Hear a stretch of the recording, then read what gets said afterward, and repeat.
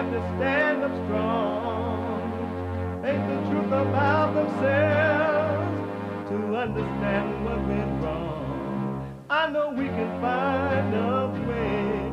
I know we can find a way. I know we can find a way to stand up, stand up, stand up. Uniting the races with truth instead of dividing them with lies. We're also rebuilding the family by rebuilding the man. I am Jesse Lee Peterson. Good morning. Hi, y'all. Welcome to the show. It's Wednesday again. Wednesday. You can get involved by calling 888-7753-773, 888-77-JESSE, Jesse, Jesse. And my brand new biblical question. I got a brand new biblical question. It was a part of our assignment for the fellowship for this week. The brand new biblical question. Why are you afraid not to trust your thoughts? Why are you afraid not to trust your thoughts? Why are you afraid not to trust them? Have you ever thought about that? Why am I so afraid not to trust my thoughts? An amazing question, huh? Yes, Jesse, that is an amazing question.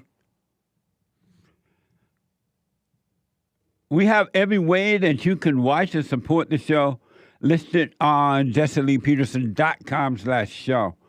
jesseleepeterson.com/show. And if you're out and about doing whatever you're doing, working out, making breakfast, lunch, and dinner, going to the public school to drop your kids off because you hate them, fighting with your wife or your husband this morning, or maybe buying some fentanyl or pot, whatever you're doing. Maybe you're high and you're driving right now. You could be listening to the show. But you can podcast it so when you get back home, you can watch it as well if you're not able to watch it live. But you can be listening live no matter where you are by calling the listen line on TalkStream Live at 605-615-4131. 605-615-4131. And to donate and have your comments read out loud, go to buymeacoffee.com/JLP Talk.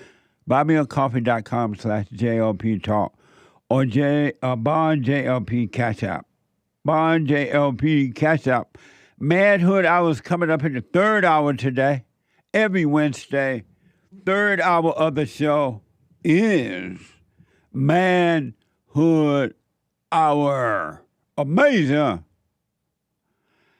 So, last night was the big night that the whole wide world was waiting for.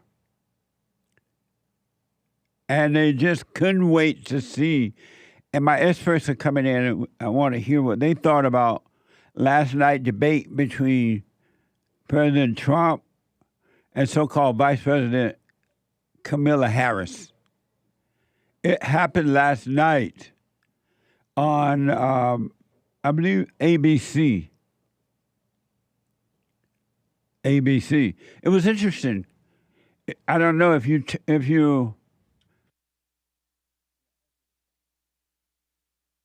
turn to ABC, they were not able to show it because apparently there's a dispute between Disney and Direct TV. So you couldn't really watch it on ABC. I'm like, what the? And so I watch it on Fox. I know I just watch Fox anyway most of the time, but I thought, let me watch ABC and see what it looked like to watch the debate on the channel that it was happening on. But you couldn't watch it on ABC. It was black. It was dark. Because they said because of the dispute between Disney and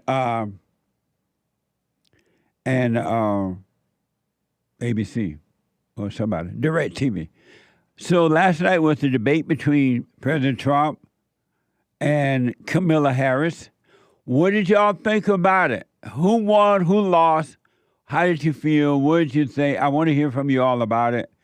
888-7753, 773-888-77-JESSE. Were you disappointed in either one of the debaters or the host of the shows or anything? I want to hear from you. It was interesting. And that, it finally happened. And everybody was anticipating in one form or another. For Trump and against Harris, for Harris and against the Great White Hope. What did you think? So my experts are here. Before I go to you guys on it, my experts are here. My producer, brand new producer, Derrick, is way over there, and he's taking the place of Hake in this discussion today. Hake is out today, so no Hake report today. No Hake report. Hake is not here. This is Derrick, for those who don't know, my brand new producer of the Jesse Lee Peterson Show. And then next to Derrick is Joel Friday .tv. He black. Not dot. What, Joel Friday TV? Joel Friday TV. And he black. So don't say I don't hire black people. What the? They just have to have white names. And Joel is also an expert on the Jesse Peterson Show. And to my far right and your far left, Far right. the American Anchor Baby, an expert here as well. And Joel Friday TV show is at 11 a.m. Monday through Thursday, so don't miss it today. And to my right, the American Anchor Baby is at 4 p.m. Pacific time. And some of you all may have seen it. Never seen this many black people on the screen at once. I know. We're looking like a black show right now. It's scary. This is a DEI show. A DEI network. Chad is saying there's 4 blacks on screen. Yeah, Nick counts. This is not good, folks. I'm getting nervous. But anyway, I want to know what the expert. We have not discussed it yet. Hey, let's not discuss it. I want you guys in the studio. I want to hear up front, fresh, what you thought about the debate last night. So let me go to my producer. I don't know what he thought about it either. We didn't go into debate about it or discussion about it. We went over the package, but not about that. Derrick, you saw the debate last night? I did. Between Trump and Harris? I did. And the winner and loser? The winner, Trump. And the loser? Kamala. Kamala. And why do you say Trump won? Well, what did you think about the whole thing? Honestly, we saw a furious, masculine, old Trump back from 2016. And I love to see it, honestly. It was entertaining. He brought his swagger. And there were a lot of great clips. And honestly, I believe this is what America needs right now. This Trump from last night, and because I've been watching him, and honestly, I can say his momentum has kind of died down in the media. Well, they're trying to censor him, of course, but, after the assassination attempt, I feel like things should have gone in his favor way more than what it is currently right now. But honestly, Trump, there were a few things that I thought he could have did better on. And there were a few topics that I felt like he kind of slowed down on. Those things being abortion and I think it was healthcare. Those were two things that I thought he really should have studied harder on to give a better answer. But all around, Trump won, in my opinion. And where did that woman go wrong? What's her name? Kamala Harris go wrong? What do you think about her? What do I think about her? Her debate last night. Well, DEI, that's what I was thinking. She came out there like America's standard black mama, basically, just trying to preach about, he's gonna put us back. She kept on mentioning he's gonna bring us back.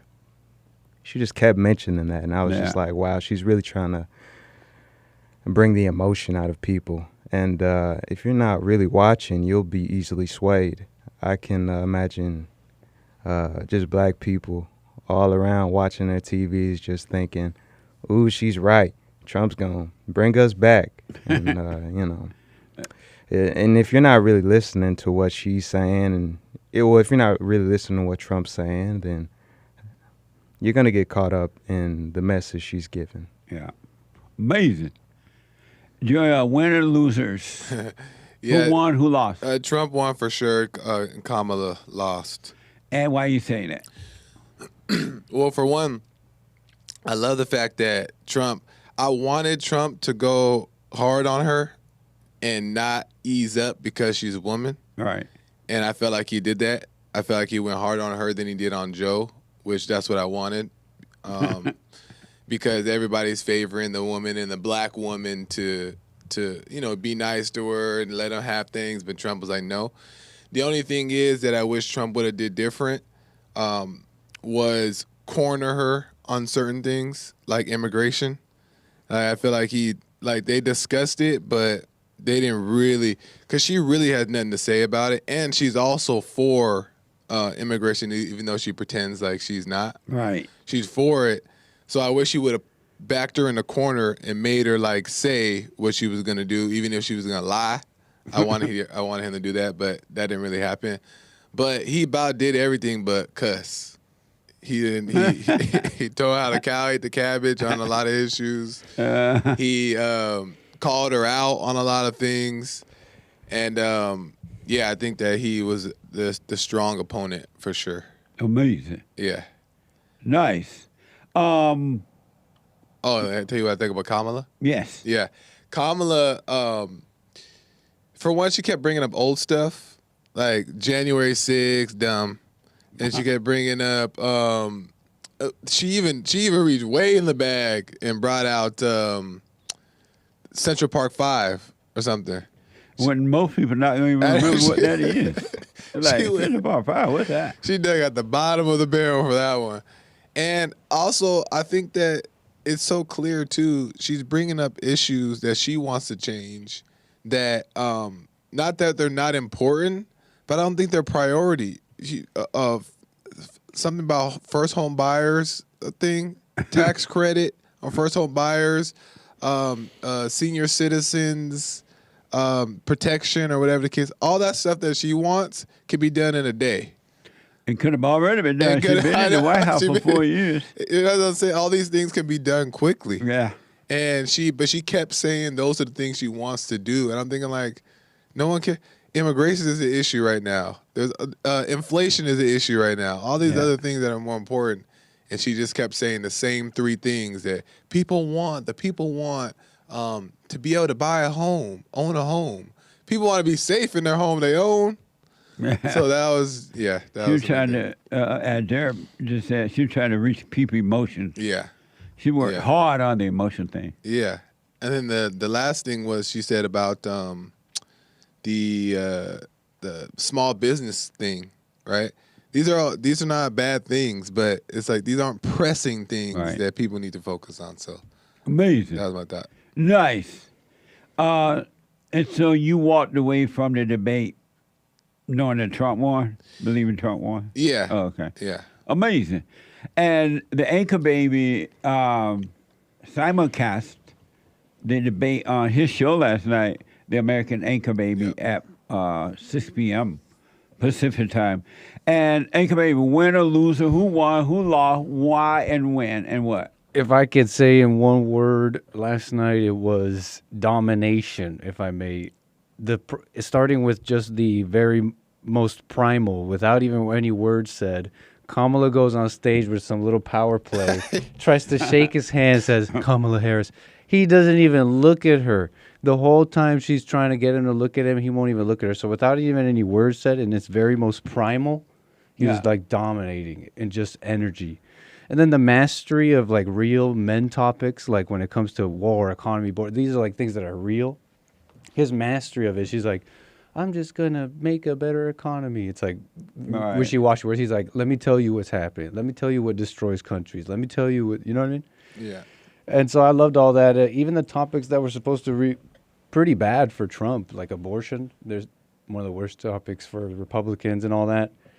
I don't know if they were even that bad. They're messy topics. He kind of jumped over it, but she was supposed to totally get him on abortion. She seemed to be dishonest about the Democrats do believe that the woman can abort the baby even at the 9th month. That was an amazing moment. She was being dishonest about that. She stuttered there, too. Because the moderators, sorry. No, this is because the moderators try to help her on that, right? They're trying to say there's no state that has late-term abortion, but there's currently like something like 5 of them or something. Yeah. I'll look into that. Ooh. But he even made her stutter during the big old abortion bash. He was like, ask her if they're okay with 8 months, 9 months. Right. Stutter. So she looks like a baby-killing maniac there. And the point there is that it turns out your own base. It turns out your own voters. And I don't think I got any capitulation from Trump at all, like trying to be moderate. No, it was like, this is the truth. I'm Trump. Let's go. Amazing. What did you think about the moderators from ABC? Horrible, like in their bias. I like the moderation. Like, there's been some pretty good moderation in the past. I personally like the format, but these are like, it was 3-on-1. Yeah. It was definitely 3 against 1. Yeah. We knew against Trump. At one point, the Chad-looking guy on the left was asking him about some commentary about the election. You said you lost by a whisker. What's that all about? Trump's like, I was being sarcastic. He gives back a retort and says, I don't know. It didn't seem sarcastic to me. Yeah. Who was asking you? What the? Nobody care what you think. You're just here to moderate. What the? Amazing. And what did you think about the moderators? I think the most incredibly, if we're using the term beta, I don't know if it can get more beta than that guy bringing up the racial question to Trump with Kamala about her being black. Oh, that was the silliest, most insane thing that he should be embarrassed that he even brought that up in a debate. I wonder did his mama yell at him when he got home. Everybody, the whole family. Because it's so irrelevant and it's such a minor thing that's not important. But obviously that's what the people care about. It's so emotional, and it was like the insane amount of embarrassment he should feel for that is. Yeah. Amazing. Hey, what did you think about the moderators? They were definitely protecting Harris. Yeah. They were protecting her like a mother and a newborn baby. It was crazy. Well, it was definitely 3 against 1. They were against Trump. Even though they said the mics were mute, you could see Kamala Harris talking while Trump was talking. And Trump was like, shut up. I thought I'm speaking. I thought Trump missed one opportunity.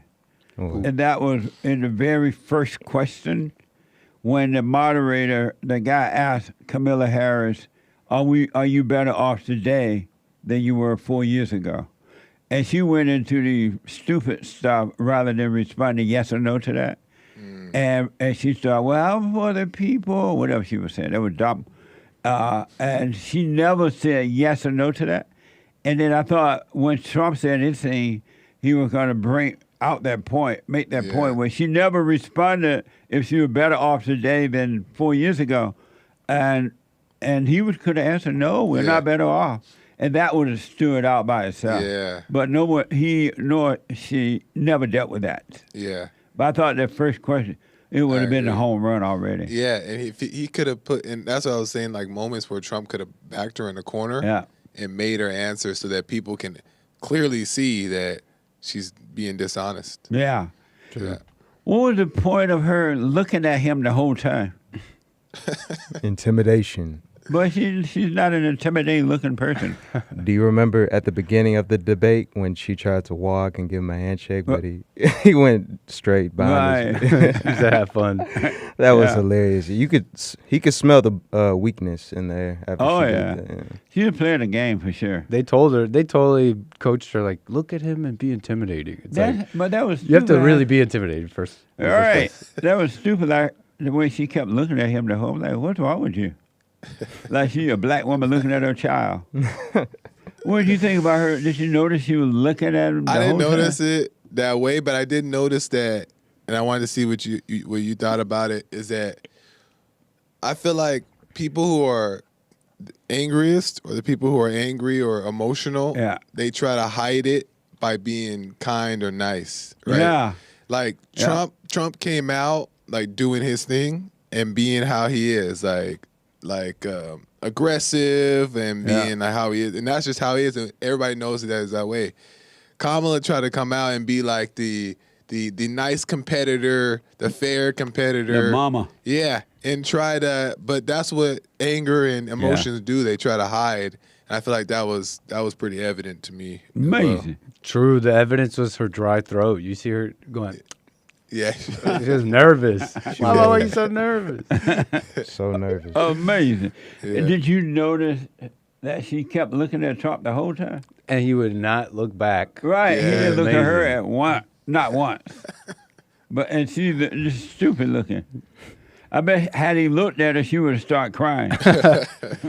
He looked at me. He was trying to intimidate me. He looked at me. They're going to say, and watching the news, they're going to be like, Trump, so dismissive, wouldn't even look at a woman, the first woman nominee or something. A black You know what I mean? woman. A black woman wouldn't even respect her and look at her. I can see the news saying it now. Here's where Trump explained why Biden and Harris are allowing illegals into the country. Watch this from ABC. We need two things. We need walls, and we have to have it. We have to have borders, and we have to have good elections. Our elections are bad. And a lot of these illegal immigrants coming in, they're trying to get them to vote. They can't even speak English. They don't even know what country they're in practically. And these people are trying to get them to vote. And that's why they're allowing them to come into our country. Amazing. Illegals. And that is so true. And Trump challenges Biden and Trump challenged Biden and Harris to sign a bill to close the border. Why are we allowing these millions of people to come through on the southern border? How come she's not doing anything? And I'll tell you what I would do, and I would be very proud to do it. I would say we would both leave this debate right now. I'd like to see her go down to Washington, D.C. during this debate, because we're wasting a lot of time. Go down to, because she's been so bad, it's so ridiculous. Go down to Washington, D.C. and let her sign a bill to close up the border, because they have the right to do it. They don't need bills. They have the right to do it. The President of the United States, you'll get him out of bed, you'll wake him up at 4 o'clock in the afternoon, you'll say, come on down to the office, let's sign a bill. If he signs a bill that the border is closed, all he has to do is say it to the Border Patrol, who are phenomenal. If they do that, the border is closed. Mr. Those President, people are killing many people, unlike J6.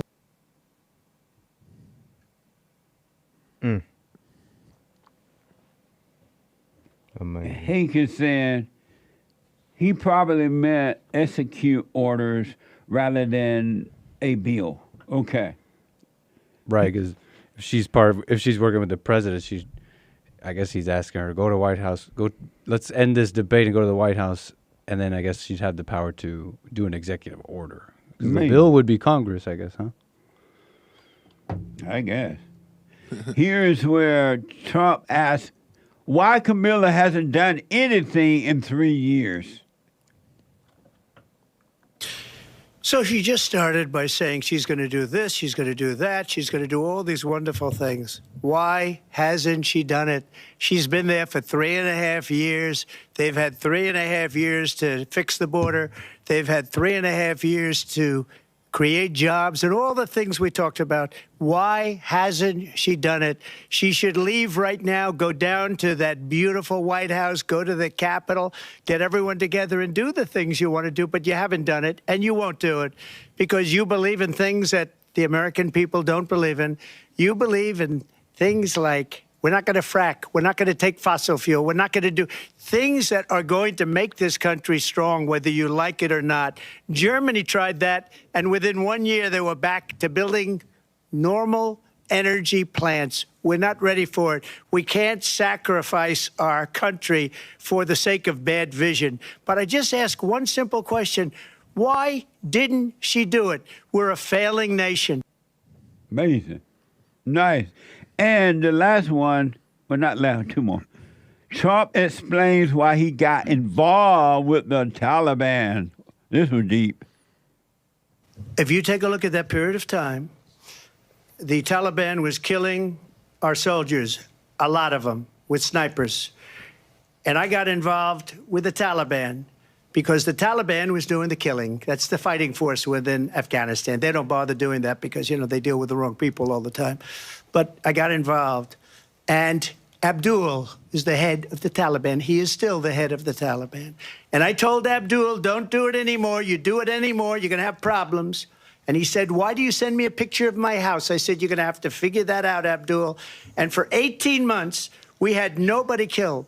We did have an agreement negotiated by Mike Pompeo. It was a very good agreement. The reason it was good, we were getting out. We would have been out faster than them, but we wouldn't have lost the soldiers. We wouldn't have left many Americans behind, and we wouldn't have left $85 billion worth of brand new, beautiful military equipment behind. Gangster. Kamala Harris looked like she landed on the wrong street. Where am I? She's weaker than Joe. That's what she is. What a mess. I can't believe there's even a discussion about this woman possibly even being a president. I know. It doesn't even make sense, but I understand. And the last soundbite, Trump claims, from ABC, Trump claimed dogs are being eaten in Springfield, Ohio, in the dog breakfast this morning. Because people want to take their country back. Our country is being lost. We're a failing nation. And it happened 3.5 years ago. And what's going on here, you're going to end up in World War III, just to go into another subject. What they have done to our country by allowing these millions and millions of people to come into our country, and look at what's happening to the towns all over the United States. And a lot of towns don't want to talk. It's not going to be Aurora or Springfield. A lot of towns don't want to talk about it because they're so embarrassed by it. In Springfield, they're eating the dogs, the people that came in. They're eating the cats. They're eating the pets of the people that live there. And this is what's happening in our country, and it's a shame. Amazing. Why is she so shocked? She's not shocked. She's acting. Yeah. I wish she can't say, no, that's wrong. There's something I really love about this movie, but I'll tell you after. Okay, let me take a quick break. I'll get a follow-up from the experts on that, and then your phone calls. 888-775-3773. Winner, loser last night during the presidential debate with President Trump and Kamala Harris. What a mess. Back in a moment, folks. Hey, listen. listen, before I ask my question, I want to thank you so much. The silent prayer. You know, I'm 50 years old. At home, we have a 16-year-old, 14-year-old, and a 10-year-old. And I got to tell you, introducing the silent prayer to my family, instead of just sitting down and saying the same old prayer over and over again before we eat our meal, to just be silent, bringing all thoughts into captivity. Brother, that has been such a huge, huge blessing in our lives. I just want to encourage anyone to try that out. It's amazing to look around after we've done our silent prayer before we eat, to see the excitement in my kids' faces, like, oh yeah, Dad, I had a bunch today. Or the other one will be like, yeah, you know, I had a couple things that I've been thinking about. It really takes root, Jesse, and so I want to thank you so much, and ever since then, it's been absolutely amazing. So thank you so much. You're welcome, Tony. Stay with it, stay with it, stay with it. You're going to know God and his love. It's going to be amazing, man.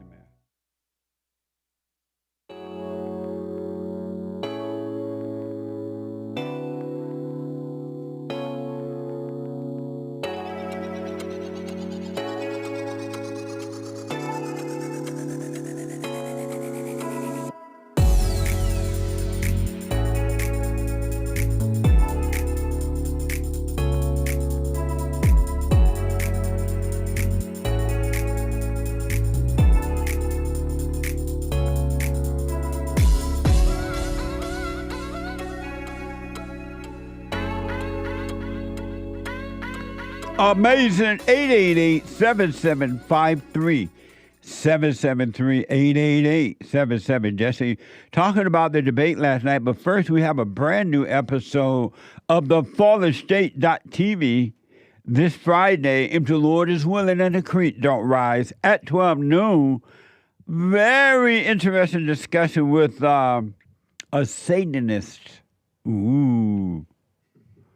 I had a talk with Joseph Rose, and he is a Satanist and the host of Hail Satan podcast. Watch this. Next time on The Fallen State.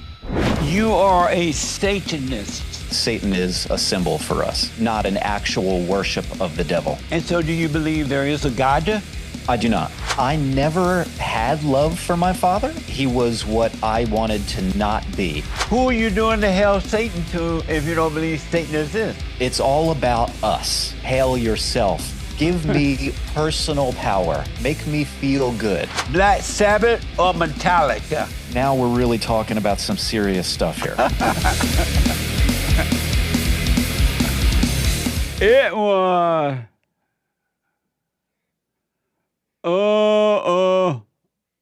amazing. So this Friday at 12 noon, and you can support the Fallen State right there, thefallenstate.tv/donate, or look into the descriptions there. Go to locals.com. Locals, all right, and make your donation there. I hate is out today, so no hate report today. I thought it was interesting that how you believe you worship Satan and don't believe Satan exists. Wait until you hear that. It was something else. It looks interesting already. It looks like an interesting guy. It was amazing. So I thought the debate was very interesting. I know what it feels like to go up against liberals, and they're always 2 or 3 against you. If you're a conservative, not especially a person like Trump, 99% of the time you're going to have to stand alone there and deal with all 3 of them. And as Trump had to do there, so I thought, considering that they questioned him more than they did her about what he had to say, as opposed to what she had to say, I thought he did a good job. He did the best he could with the mic being turned off and all that kind of stuff, right? I thought it was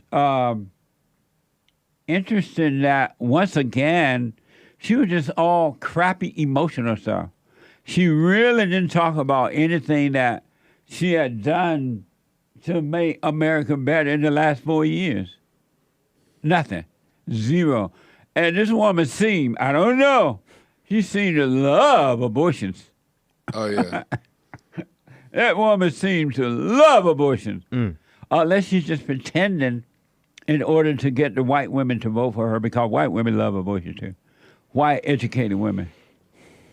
If you want to have children, you better marry no white educated woman. You ain't going to have no baby. She ain't going to let that happen. Amazing. But it was interesting. I had no expectation, and so I was not let down. And I know a lot of people had expectation. Oh, Trump going to kick butt. Or they were saying she's going to win and she's going to kick butt. And we have expectations in life. You're going to always be let down, right? So I had no expectations, so I wasn't disappointed. I did think that Trump missed that opportunity when the first question was like the home run question. Are you better off now than you were 4 years ago? I wish he had put that out there more so people would be conscious of it. But other than that, he did the best he could do. Yeah. Against all three of the Democrats. Yeah. It was amazing. Let me go to Robert out of Tennessee. Robert, you're on with the experts. Thanks for calling. Hey, what's going on, y'all? How y'all doing? Hey, Robert, all is well. Hey, yeah, man. I just wanted to give my opinion on what happened last night. Yes. I don't think neither, because I kind of had the same approach. You know, I kind of knew that it was going to be like some fraudulent activity, some suspect. It was just going to be something fraudulent about the whole thing. I think Donald Trump knew that as well. So I don't think either candidate got a leg up on either one. I don't think anything going to change in that aspect. What it did was it gave the media more ammunition to be able to persuade the people that really hate Trump and the ones that's on the fence about whether or not they're going to vote for Trump. Because I don't think it's about getting Kamala Harris in. I think it's more about keeping Trump out. Of course. That's why they fueling the hate. Trump did this, Trump did that. Trump is all Trump fault. They just constantly fueling the hate. And that's what it was about. And it kind of, to me, it looked at Trump didn't have that same spunk that he normally have, because I believe I know he's not defeated. It just looked like he's like over it, not over it to where he don't want to be the president anymore, but just over. Like he kind of numb to it now. Is what I'm saying. Like right. This isn't new. I know the moderators are going to be biased. I know she's finna come out and talk these same January 6th. It's just kind of like he was just totally unfazed, and to the people that can't see, it can come off as weakness. But Trump is kind of like numb to it. He came out throwing all type of fireballs and trying to throw haymakers, and it was just like, from him, it just was like, I didn't heard this before from, the media. I done been on the opposing. I'd have been on Democratic ground, so he'd have heard all those talking points before. Yeah. So his body language was kind of lethargic. He was just laid back. It kind of looked laid back, and it was just like I'm just going through the motions type of deal.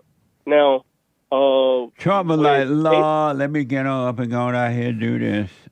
Yeah, that's kind of sort of what it looked like. Get this hour done with these boring people, then I'm going on back home and go to bed. Yeah, that's kind of sort of what it looked like. Yeah. So, but I would say neither candidate won. I think it was actually a W for the liberal media, if you was to ask me, because they pulled them in to their grounds on a very, very large stage, and they was able to get more ammunition to be able to continue to push their narrative. Oh, Trump was weak. Kamala came out dominant. Kamala's body language was more dominant. They quote unquote gave her all the questions that everybody wanted to know. Although she didn't answer it, but they can actually say that they asked her. Right. Is the economy better than how it was 4 years ago? fracking. You changed your opinions on all these. Yeah, so they asked her these questions, but they didn't double down on anything. Right. It They was were kind real of soft with her. Yeah, I kind I didn't. I was. It's just shocking to me that the hate for Trump is what they plan on. That's really what they plan on. Their hearts are wicked. Did you learn anything about Kamala Harris that you didn't already know, or made you think that she was smart? Well, yeah, actually, yes. And what was that? How to be sensational and over dramatize the issue to get the people excited. Like she even though it's malicious and she's lying, she did an excellent job at being a politician. And she did the same thing she did at the so-called Democratic convention. It was just all emotional stuff. It was an act. It was just an act. Yeah, and I watched it with a couple people. My sister even called me, and they was giving Kamala Harris props. So that kind of let me know that it's people that's really out here believing it. Yeah. So I would say yeah. She actually shocked me. I thought that she was gonna actually do a little bit worse than what she did. But as far as going out there being a politician that just know how to use words and be very sensational to get the people moving, I think she hit the mark on that one. I got to be honest. I had no you guys here. I want to say something about it. Yeah, I had no expectation. So knowing that you were with ABC, that they were going to defend her, protect her, I wasn't surprised by anything. Now, if she had been on a Fox network or something like that, it'd have been a little different. Yes, you guys want to say something? Yeah, I don't even think that she was sensational to me, in my opinion. I don't think that she brought any spark. And I understand what you're saying, but I don't think that she did anything special. One thing I'll say is that I don't know too much about her, so I didn't know that she was going to be able to at least put sentences together. Same with Biden. I didn't know. But I guess, she has to be able to know how to do that if she's a politician. But I don't even think that she was exciting. I don't think that she was, I don't know, even emotional enough for her group. I don't think there was nothing special about it. Some of the liberal women fell for it. For sure. Yeah, these are the liberal. These are the Democrats, though, and you got to understand they've set a high. But they had Obama. Yeah. They set a high bar in their emotional way of presenting things. If anything, Kamala in my opinion, fell quite short of what the Democrats can produce. I'm sure she's like DEI Obama. Yeah, absolutely. Fine commentary. I think you're making a lot of good points, Robert. I got to say, I've heard a lot of this. I've heard this from a few people that, but the media, they got a bunch of ammunition. They're just going to be able to. This is par for the course, guys. This is how it's been. That the media is going to, this is not our first rodeo in a sense. This has been like this. Let's not start saying like, oh no, the media is going to lie. That's what they do. What are you about to say, Robert? No, I was going to say when I was saying sensational, she just, I think she did I was talking about just being over dramatic, selling it with a lot of fluff, selling it with a lot of emotion attached to it, kind of like sensationalizing her ideas to make people feel a certain type of way. Yeah. And as far as like, because I'm looking at it from the point of view of who's the target audience. They are trying to attack the people that's on. To me, they are trying to attack the people that's on the fence. Yeah, people are starting to see the truth. They want what they call the moderate people, right? Independent That's not how people. it felt like last night. Independent people. That's not how it felt like last night. It felt like Trump was talking to his base. Yeah. Oh, Trump. Right. And Kamala, too, where she tried. It's abortion, amazing how the blah, blah, Democrats are so emotional. They don't care about real stuff in life. They just want to feel good. Yeah. Kick. Yeah. And then my last point, as far as them talking to the people that's undecided. Yeah, no, I agree. I have on my glasses. Do I look like Stevie Wonder? Oh man, I can't see. I'm. Okay.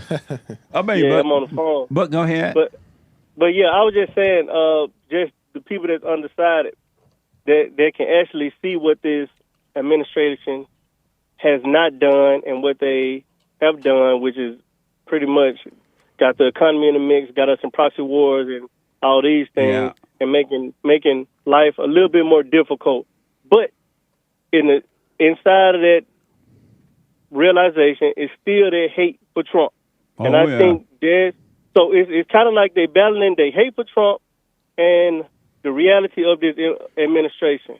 And I think that's what the liberal media is trying to feed those people. That's just what I took from it and from the people that I've talked to about it within the community that I'm in.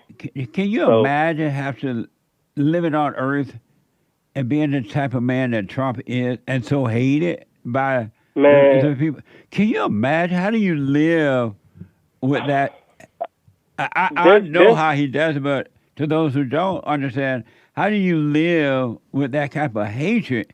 And they hate Donald Trump. They don't try to hate him or want to hate him. They hate him. That takes and I think that I be going through stuff in life, man.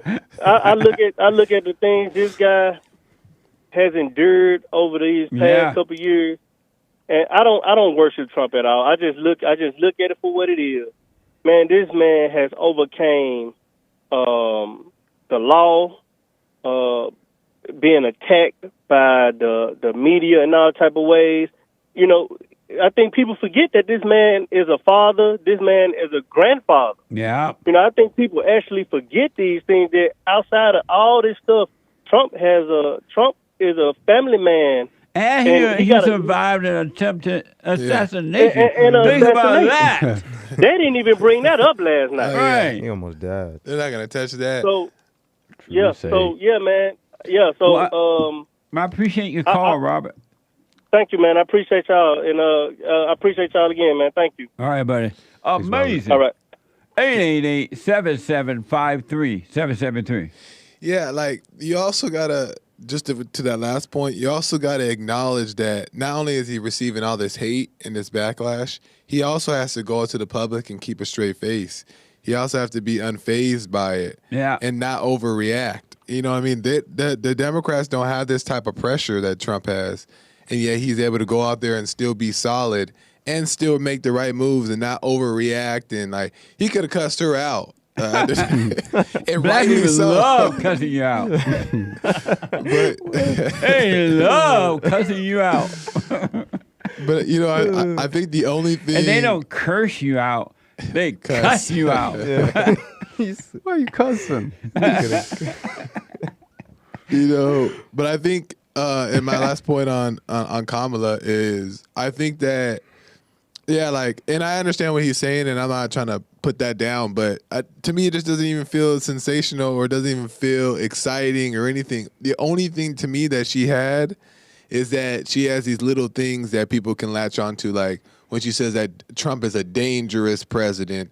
And all the war leaders That's why they hate him. do that. Right. Yeah, that's all they have. That's all she has to say, and that's the only thing I think people, the emotional people, are going to latch onto is those words, not her sensationalism.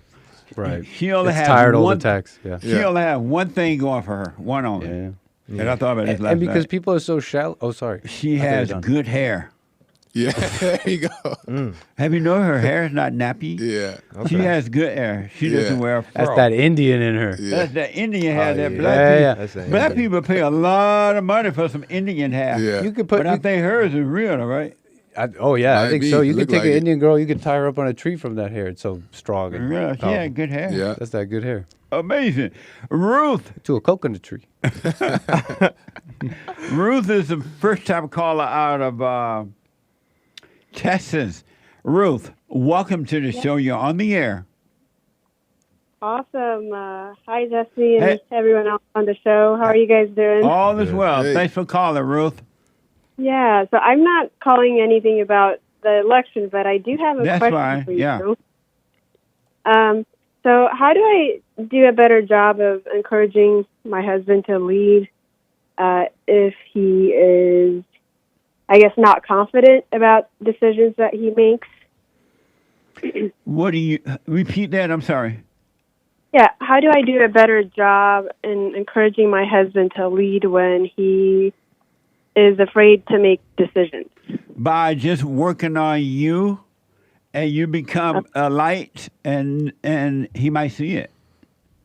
And the light will shine on you, and you will see how when to speak up to him about that and not to.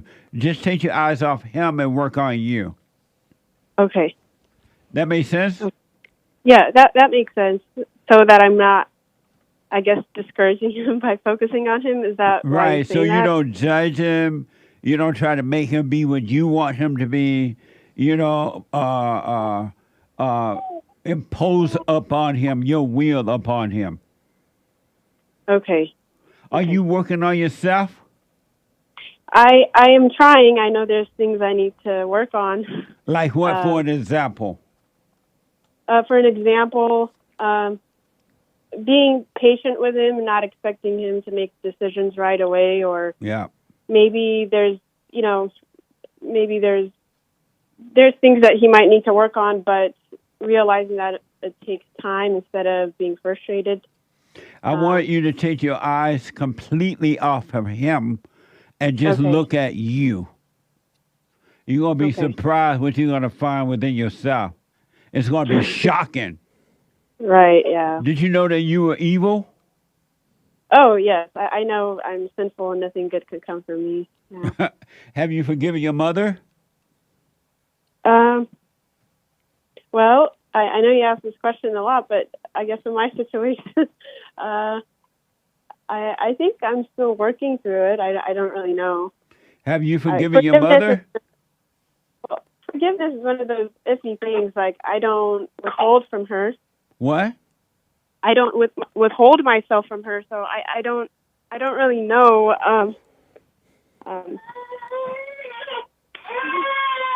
Sorry. See, the baby saying you lying. The baby lying. She lying. Well, I guess one thing I need to forgive her is not being there for me. But have you forgiven your mother?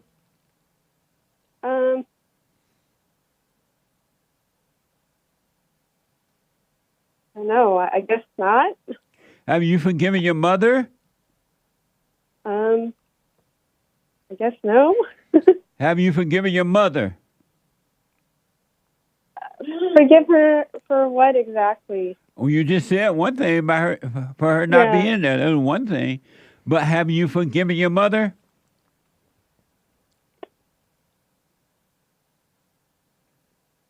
I mean, I don't hold it against it from her, honestly. Have you forgiven your mother? Yes. So you went to your mother and forgave her? I didn't go to her, but it's something that I had to do in my own heart. And well, how did you forgive her if you didn't go to her? And forgive. I stopped withholding myself from her, or... What does that mean, withholding myself from her? So, I used to avoid talking to her and... Can you hold for me, Ruth? Yes. Hold on, let me take a quick break. When I come back, more of your phone calls, more discussion on Trump and the stupid debate with that stupid woman. Hate news. Who's doing the hate news? You doing it? Oh, the hate news, not the fake news. Doing by Nick. I'll be back in a moment. I highly recommend you get them. 7 guaranteed steps to spiritual, family, and financial success guide. Even if you're not starting a business, but you have a job or you're on welfare, it can help you if you do. Be doers of the word, all right? From rage to responsibility. From rage. That's what I write about in the first chapter, especially how I overcame. Scam. How the black leadership exploits black Americans. They are using them, and blacks are too willing to be used. And then my last book, The Antidote, Healing America from the Poison of Hate, Blame, and Victimhood. They are all amazing books, and they are helpful. Go to rebuildingtheman.com if you want an autographed copy, or call 800-411-2663.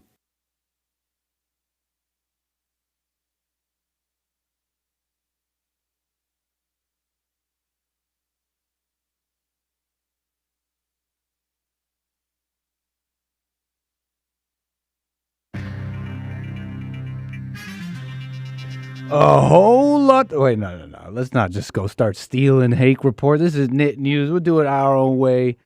Just kidding. Shout out to the Hake Report. We're always giving an homage to the Hake. Nick News, not the... So the debate was last night, and we're going to go to the ladies at the skim for this one. The ladies at the skim will carry today's news a little bit. It started with a handshake, but then it went like this. Talk about the debate a bit. As you know, last night, Vice President Kamala Harris and former President Donald Trump faced off for the first time in what may be their only debate before Election Day. The presidential nominees answered questions on foreign policy, fracking, January 6th, and immigration. Throughout the night, Harris repeatedly put Trump on the defensive, riling him up over his criminal cases, Project 2025, and crowd sizes. Some say that that's what set him off. You're talking about the crowd sizes. You don't know what you're talking about. We're going off script, and we're taking her down. In a strong moment for Harris, the VP said Trump hand-selected the 3 Supreme Court justices who overturned Roe v. Wade, leading to Trump abortion bans. Trump would not answer if he would sign a national abortion ban as president, but said he's been a leader on fertilization, presumably meaning in vitro fertilization. On immigration, the former president repeated his running mate, Senator J.D. Vance's false claims about immigrants stealing pets in Ohio. So you mean he took the side of the people reporting this as opposed to the mainstream media and the corrupt establishment? Who's the candidate for the people?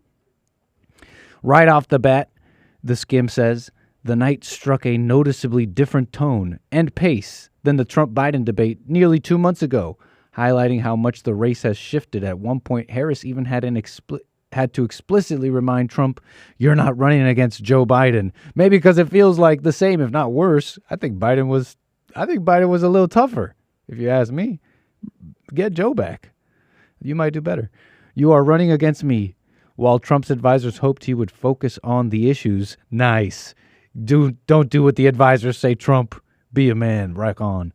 He took the VP's bait, went on long and false tangents, according to the skim, and wasn't a fan of the on-the-spot fact-checking. Yeah, 3-on-1, but whatever. A little more, moving to a different story here. Police confrontations with the Miami Dolphins player reignites use of force concerns. Now, you may remember this. Tyreek Hill, JLP, played this yesterday on the show. A traffic stop involving Miami Dolphins wide receiver Tyreek Hill is under investigation and has put a spotlight on how, when, and upon whom police use force. Here's what happened. Police stopped Hill for speeding this past Sunday before his brief football game of the season. After a brief exchange with one of the officers who repeatedly told Hill to keep his car window rolled down, the situation escalated quickly. Police body cam footage shows officers handcuffing Hill and forcing him face first onto the ground. Hill said his recent experience reflects the talk. Oh, Lord, they're talking about the talk. You mean the conspiracy theories that black parents put in their children? Many black families must have with their kids about the realities of driving as a black person in America. Black drivers stopped for the traffic violations are more likely to experience the threat or use of force by police, according to a national law enforcement survey. A lot of assumptions. Maybe the body cams will reveal the X factor that's causing all this threats or use of forces against the black people. A finding echoed by the Bureau of Justice Statistics special report. In a statement earlier this week, the Dolphins called it heartbreaking to see officers use unnecessary force and hostility against players like Hill. Local police union countered that the officers involved were following protocol because Hill was uncooperative. The mayor says the incident is under review. Can you review the video? The skim, in these last few seconds, they are saying that doctors may be performing unnecessary C-sections on black women. A new study suggests doctors are more likely to perform cesareans on black mothers. More medical racism. How about we just leave it at that? More news later, because right now we're coming back to JLP Hour 2. Peace.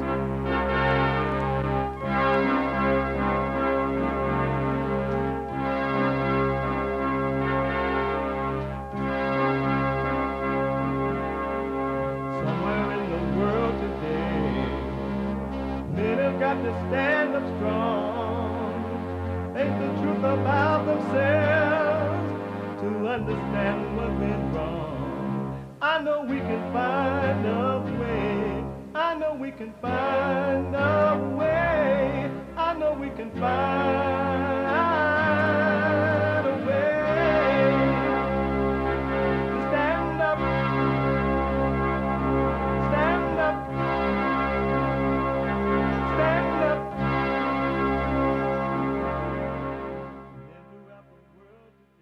Uniting the races with truth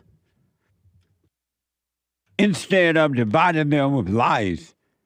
We're also rebuilding the family by rebuilding the man. I am Jesse Lee Peterson. Welcome to the second hour of the show already. Manhood Hour is coming up in the third hour.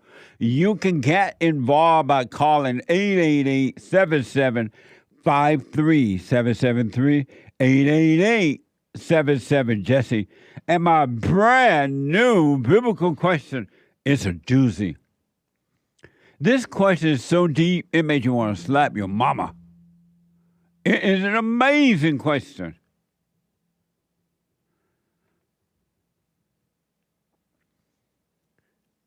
Why are you afraid not to trust your thoughts? Why are you afraid not to trust your thoughts? Why? Why? You can get involved by calling 888-7753, 773-888-77-JESSE. And if you're about and out and about, you're eating up the ducks in the ponds, and you're not supposed to, but you're illegal alien, you don't know them better. You're eating up the ducks in the pond at the park.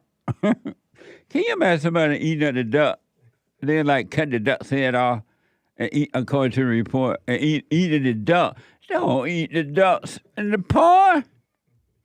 The blacks, according to the report, the blacks down in Ohio, and they're from Haiti, eating the ducks in the pond.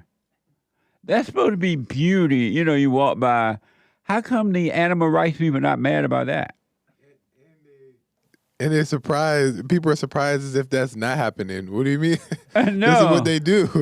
They eat pond ducks and cats and dogs and everything. Yeah. What a mess.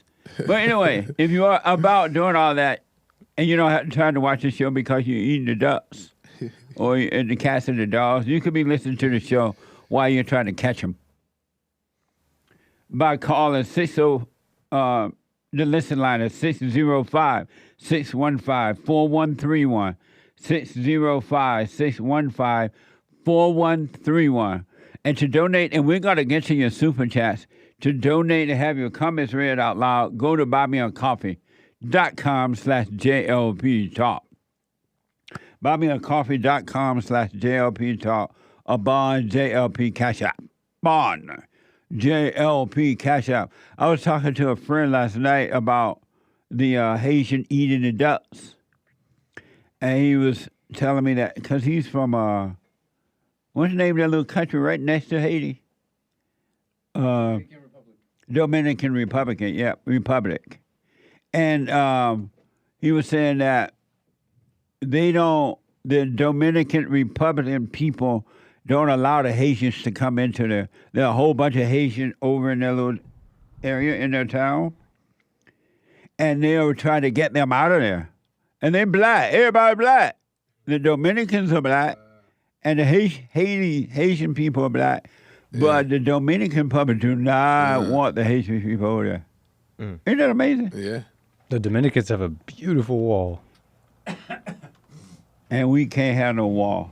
But anyway, I want to go quickly back to Ruth. And when I finish with Ruth, we're going to finish with the callers and others about the Trump and Kamala Harris debate and my expert. And then we're going to get to real talks. Not that politics is not real. It is real, but it's not real. Theater. And what? Theater. Yeah. Ruth, out of Texas. So Ruth want help in how to deal with her husband when he won't take the lead. Have you forgiven your mother? Yes, Jesse, I have. And you told her? I haven't told her. Well, how have you forgiven her if you have not told her? I've forgiven her in my heart, not to withhold against her. She doesn't believe she did anything wrong. Does she need to believe it in order for you to forgive her? No. And did God tell you to go to them and forgive them, and I will forgive you when you forgive them? Or did he tell you just do it in your heart? Oh, I didn't realize I had to tell her. Yeah. I can definitely tell her. It's not an issue. You won't be afraid to? What did you say? Are you going to be afraid to tell her? No, I No. don't want to. I don't want to hear her say that she didn't do anything wrong. But I'm willing to tell her. Like, I'm not afraid of her, I guess. Yeah. Well, you don't need her to admit she did anything wrong or not. It's on her. Yeah. That's her hell, not your hell. You want to come out of your hell and have a real life, and the only way you're going to come out, you got to forgive her, and then God will forgive you. He'll set you free. Okay. And have you forgiven your mother, your father for not protecting you from her? For not from. Can you say that one more time? Sorry. Have you forgiven your father for not protecting you from your mother? No, I have not forgiven my father. Why not? I don't know. I feel like a lot of my life struggles is because he's not there.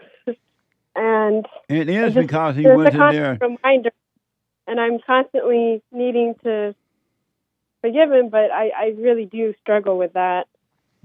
And so how is it that you have your eyes on your husband, judging him when you got all the stone all in your body? Yeah. How is that? Well, I am very sinful, yeah. So how is it that you're judging your husband when you yourself are not free? Right. No, that was a question. That was a question. Contradicting. Yeah, it's ironic. It's wrong of me to do that. Yeah. The answer, yeah. And so let me ask, are you doing the silent prayer, my silent prayer? I don't know what the silent prayer is, but I do pray. And how do you pray when you pray? Well, I always give thanks, and then if I need to confess my sins, and I confess, and if I need to work on anything or I have any worries in my heart, I pray about that, and I pray that I will live to glorify God, that I will bear good fruit. And if you notice none of your prayers are being answered? Some of them are not. None of them are being. Well, Satan answered a few of them, but have you noticed that they are not being answered?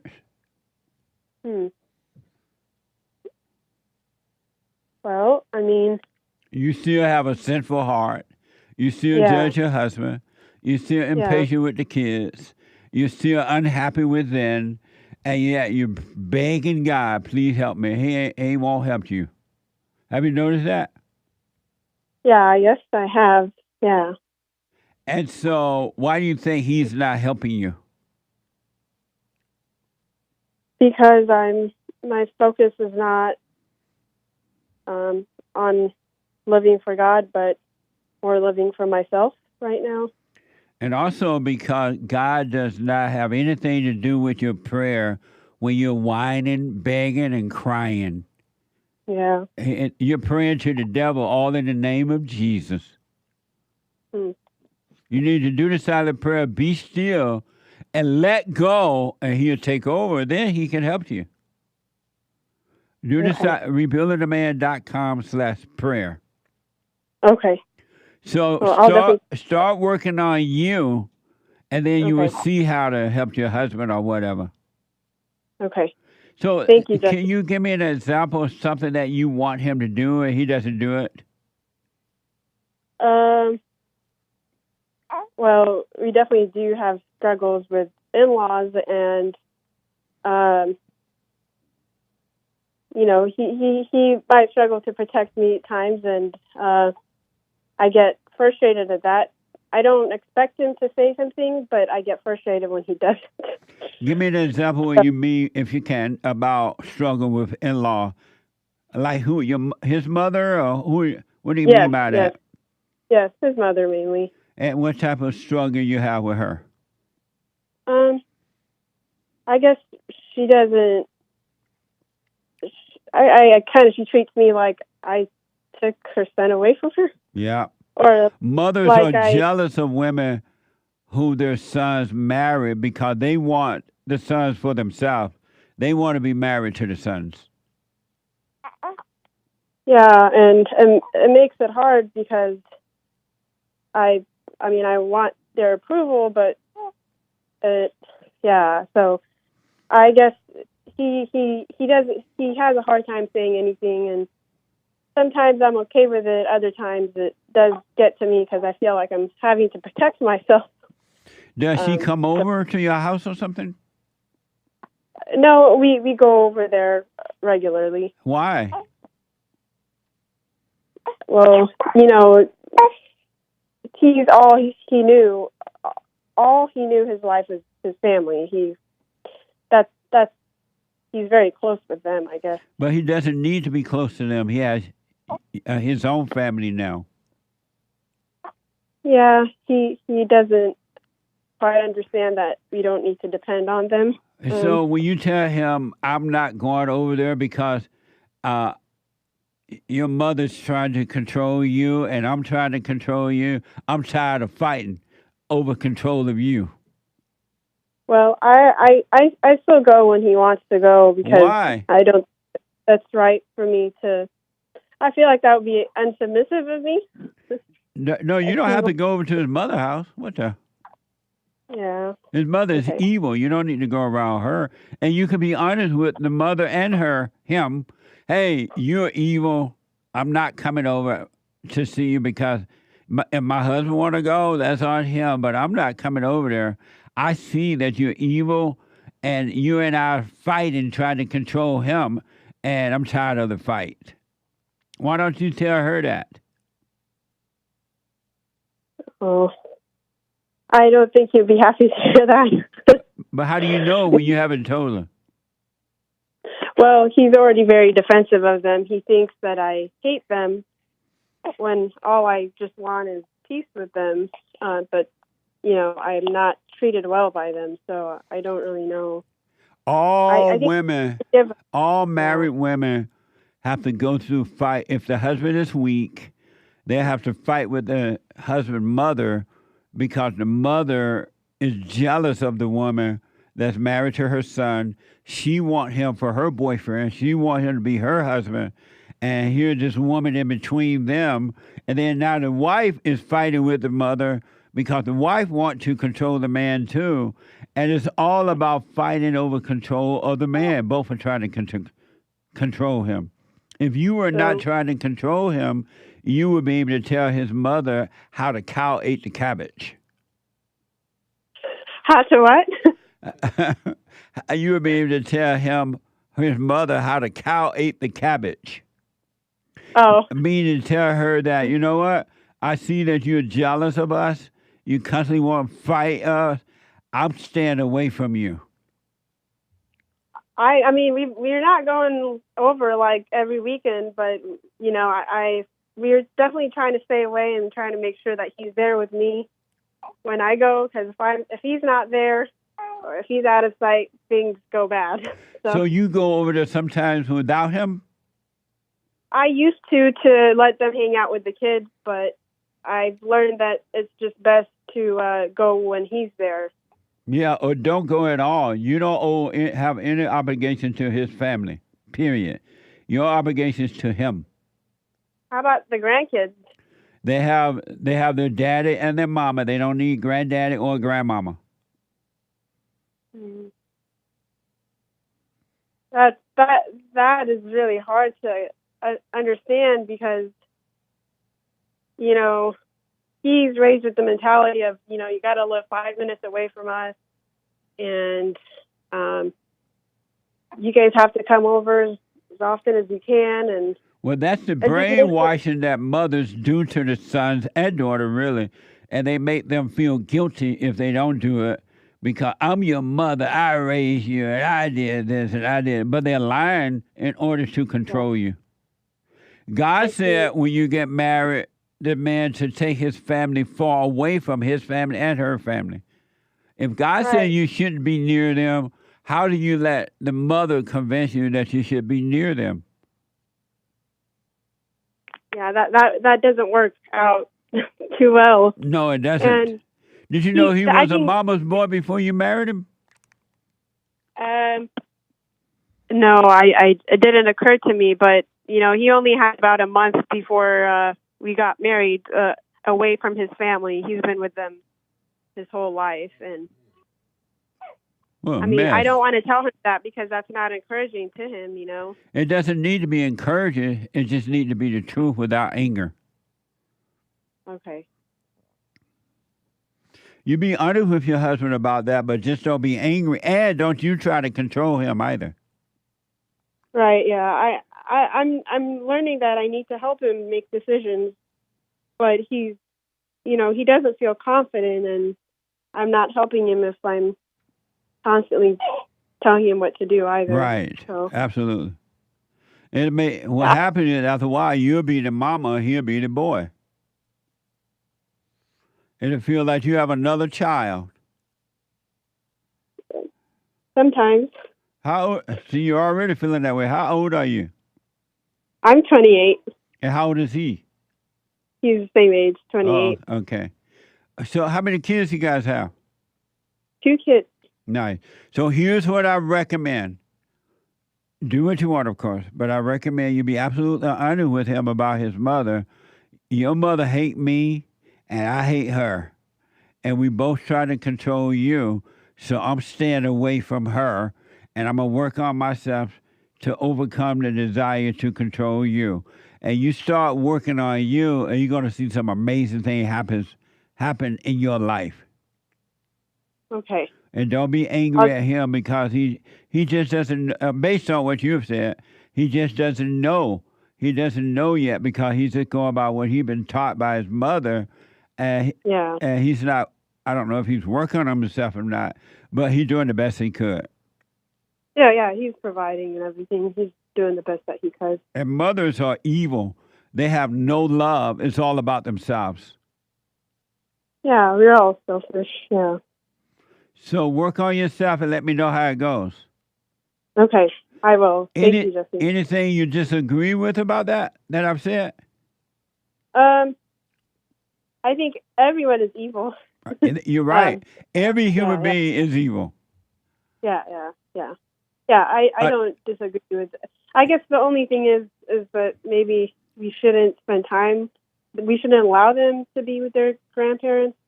No, don't let them be, because you'll destroy them too. In the same way she destroyed your husband and the rest of her children. Okay. You tell her not to give them any candy. Don't give the kids any candy. She's like, oh, okay. And as soon as you walk out the door, she'll give them candy and tell them not to tell you. Yeah, I'm scared that will start to happen. Yeah, she's evil. And there's some things I could let go, and there's things that are worth battling over and things that are not. There's nothing worth battling over. Stay away from her and lay your weapon down. You don't need to fight with her about anything. Leave her in her hell, and you work on you. Okay. I'll definitely work on myself, because that's all I could do. Yeah, that's all you can do. Yeah. Let me know how it goes, all right? All right. Thank you, Jesse. And start doing the silent prayer. Okay. I'll check it out. Yeah, you can do your little hooping and hollering prayer until you see it's not going to work. But when you're doing with your hooping and hollering, be still and know God, and let God take over your life. Let the truth take over. Okay. I wish you well, Ruth. Thank you, Jesse. I really appreciate you spending time to talk to me. You're welcome. Let me know how it goes, all right? Will do. Okay. Amazing. Yeah.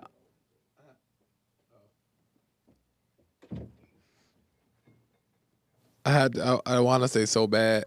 And Ruth, right? Yeah. I know that she means well and stuff like that, and I know that she's trying to get it right. That's why she calls in. But I realize this is a constant pattern that a lot of women tend to do, is they tell everybody in the world about their problems with the husband or the boyfriend, but him. Right. He has no idea. Well, if they do talk to him, they'd be mad, so they're just going to argue anyway. But a lot of the times I find that they're hiding this from him because they don't want to maybe avoid arguments. Yeah. But they shouldn't keep him in the dark about this. Maybe he will change if he knows certain things or whatever the case is. But they never go direct. I just seen, and the reason why I say I just seen this a lot in personal life, in the people around me. They won't just talk about it. They won't go to him. You're supposed to go to him. That would show love. You don't want to show no love. What now? Let me go quickly to Ronnie out of Ohio about the debate. Let's see here. Ronnie, thank you for calling, Ronnie, and thanks for holding. You're on the air with my experts. Hey, Uncle Jesse here, experts. How y'all doing? All is well, Ronnie. Hey, Ronnie. Hey. What's up, Ronnie? What's going on? You got it. Yep. So yeah, I've been listening to the discussion about the debate, and I guess since you all think Trump won, that would mean that I disagree with everybody because I thought that Kamala won. And why did you think she won? I think that Trump did a lot of talking to try to stoke fear in the people and say he's trying to scare people into voting for him. And I think that's a terrible approach. I don't think he really spoke on anything that he did specifically during his 4 years as president. He said things like we had the best economy ever, which is subjective. He said he had no inflation. That's true. We did have the best when he was there. Gas prices were lower, taxes were less, the wall was going up, drill was happening, so a lot of jobs was there.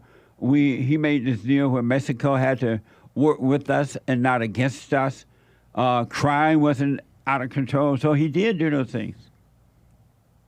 So again, what he said was subjective. He didn't give any specifics. And even the talking points, the three examples you just kind of gave, they're kind of vague. You can't really give a president credit for having... I wasn't vague at all about that. Those are quite specific examples. If I asked you to speak specifically on the deal with Mexico, I don't think we would get anywhere.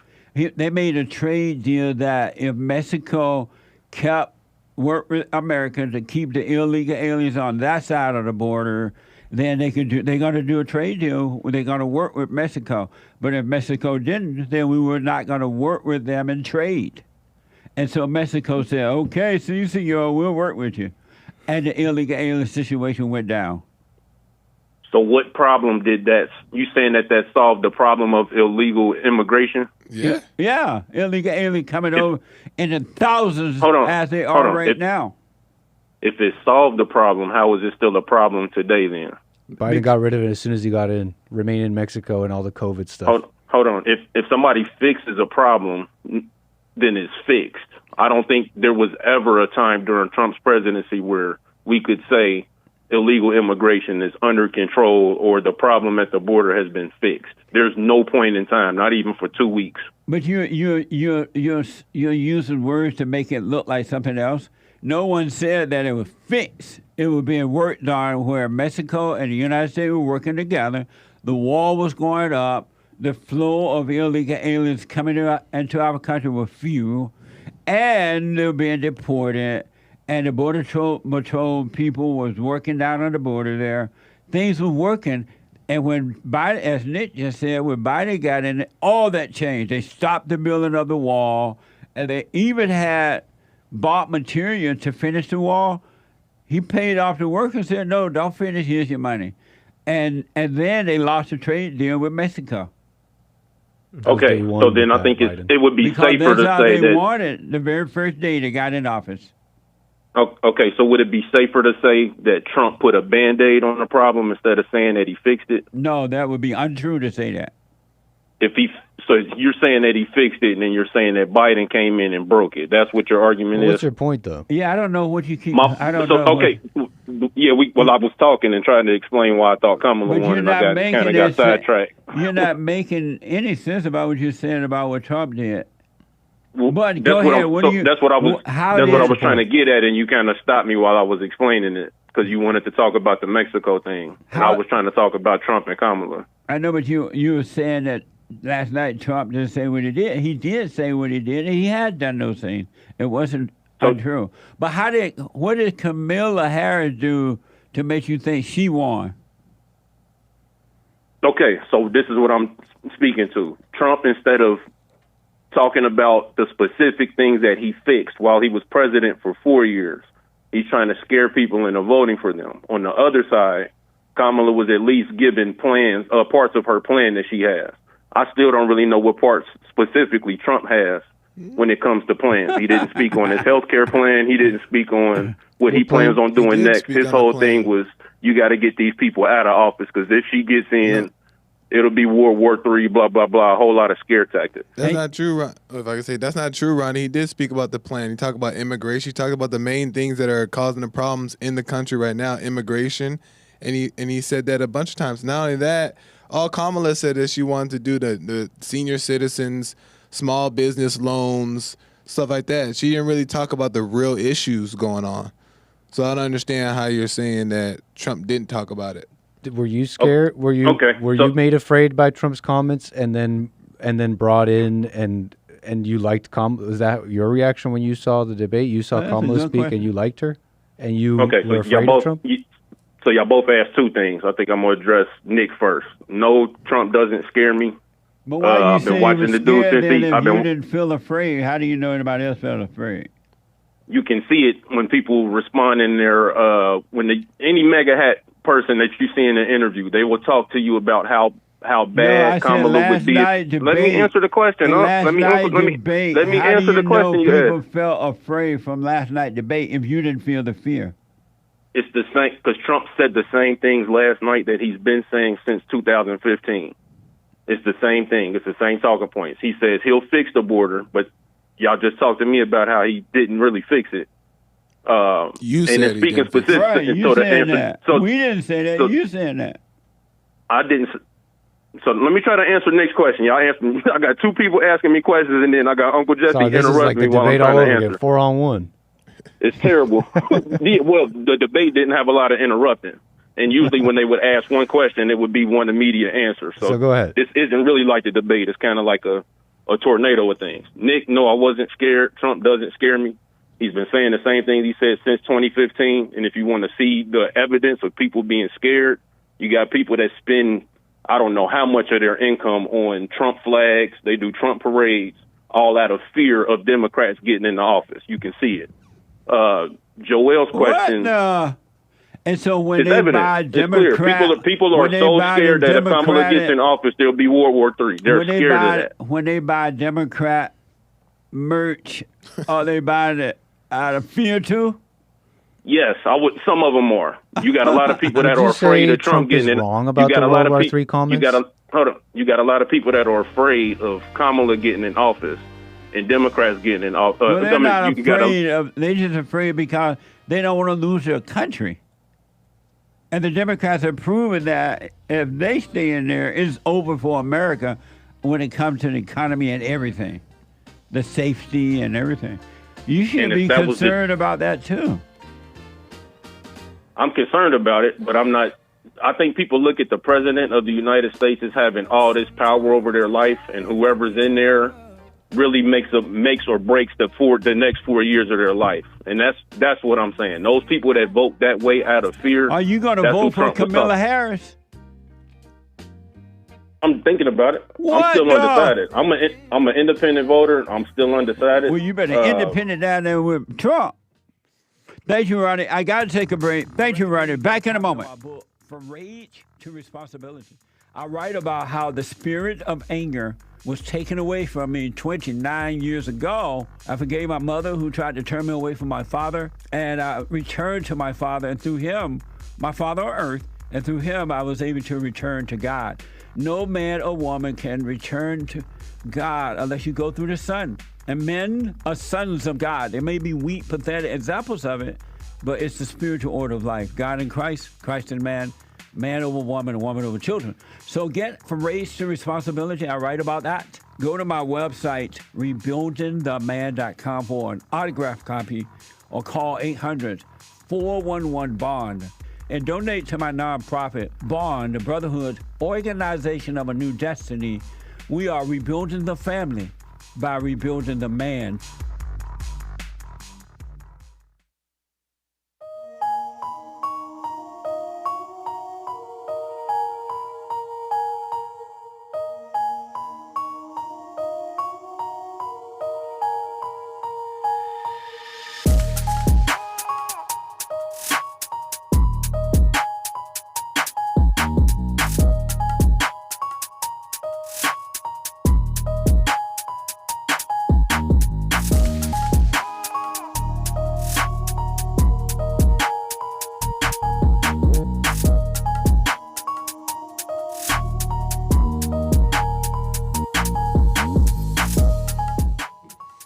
Okay, welcome back. Thank you, Ronnie from Ohio. 888-7753-773.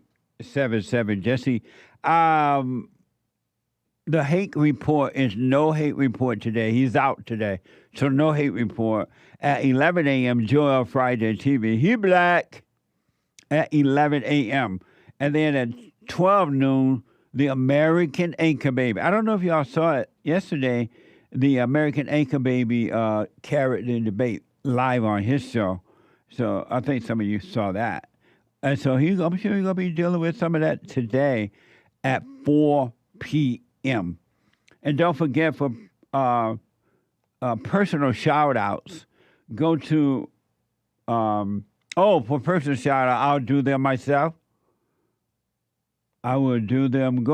For birthday shout-outs, wedding, anniversary, whatever the shout-out is, go to Cameo, CAMEO.com/Jesse Lee Peterson. CAMEO.com/Jesse Lee Peterson. Let me do some cameos. Cameo. And then, super chat. What the? You black. Super chats.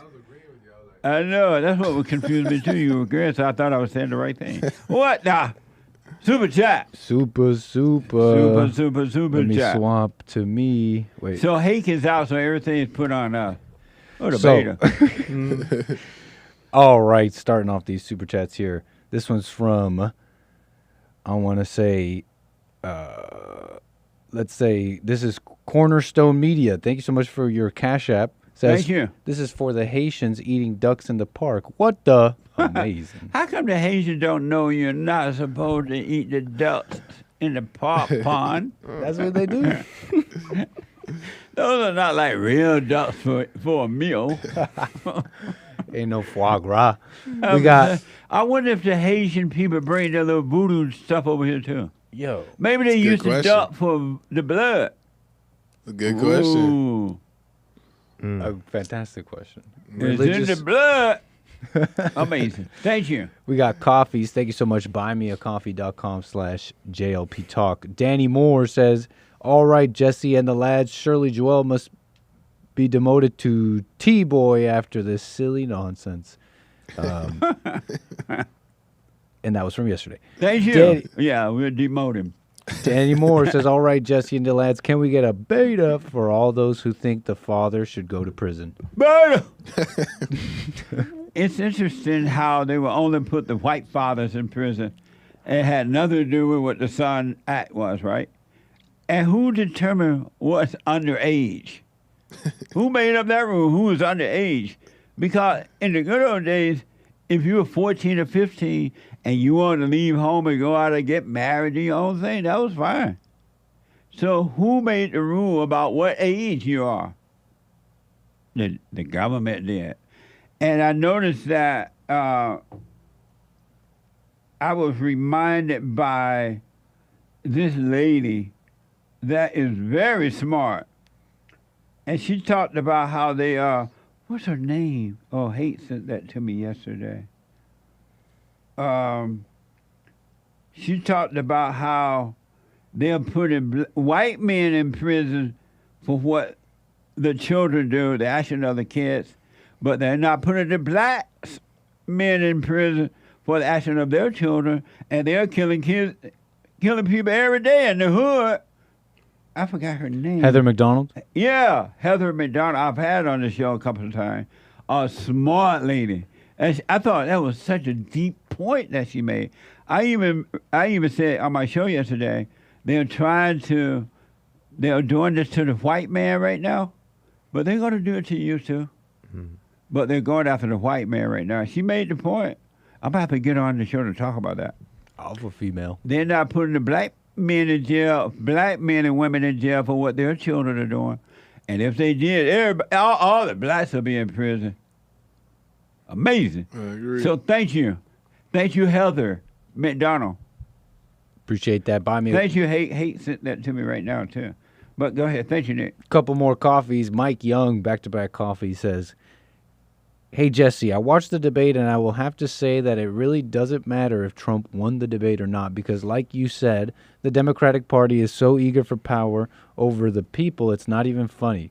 It's so unfortunate that there are so many voters in this country that picks feelings over what is right, and that's the reason why I said a while back, if most of the people in this were born again of the Spirit of the Father, then I would be scared to bet you Trump would win in a landslide big time. What do you think, Jesse and James Hake? You could chime in too if you want. Thank you, Mike. Sorry for the long rant. But you're right, Mike. Thank you. I appreciate it. He rants further. Hey, Jesse, the order of God is being destroyed by the fact that men are weak and pathetic because there's no way and no reason why Kamala should be running for president. And I'm sure, Jesse, that you know that if men and women want Kamala over Trump, then they clearly don't believe in God, period. Well, the order of God is not being destroyed. You can't destroy the order of God just because you don't do it. You destroy yourself. You can't destroy the order. The truth always is the truth no matter what. It doesn't change for anyone. It's just that you end up destroying yourself when you get away from it. Thank you, Mike. I think I'm supposed to say keep it pithy, but yeah, I have lower standards than the white man. Keep it pithy. What now? Derrick with a coffee says, Jesse, if a parent finds the father and forgives, do their children still need to forgive them? Or would the impact of the traumas they impose have been dropped with they not self?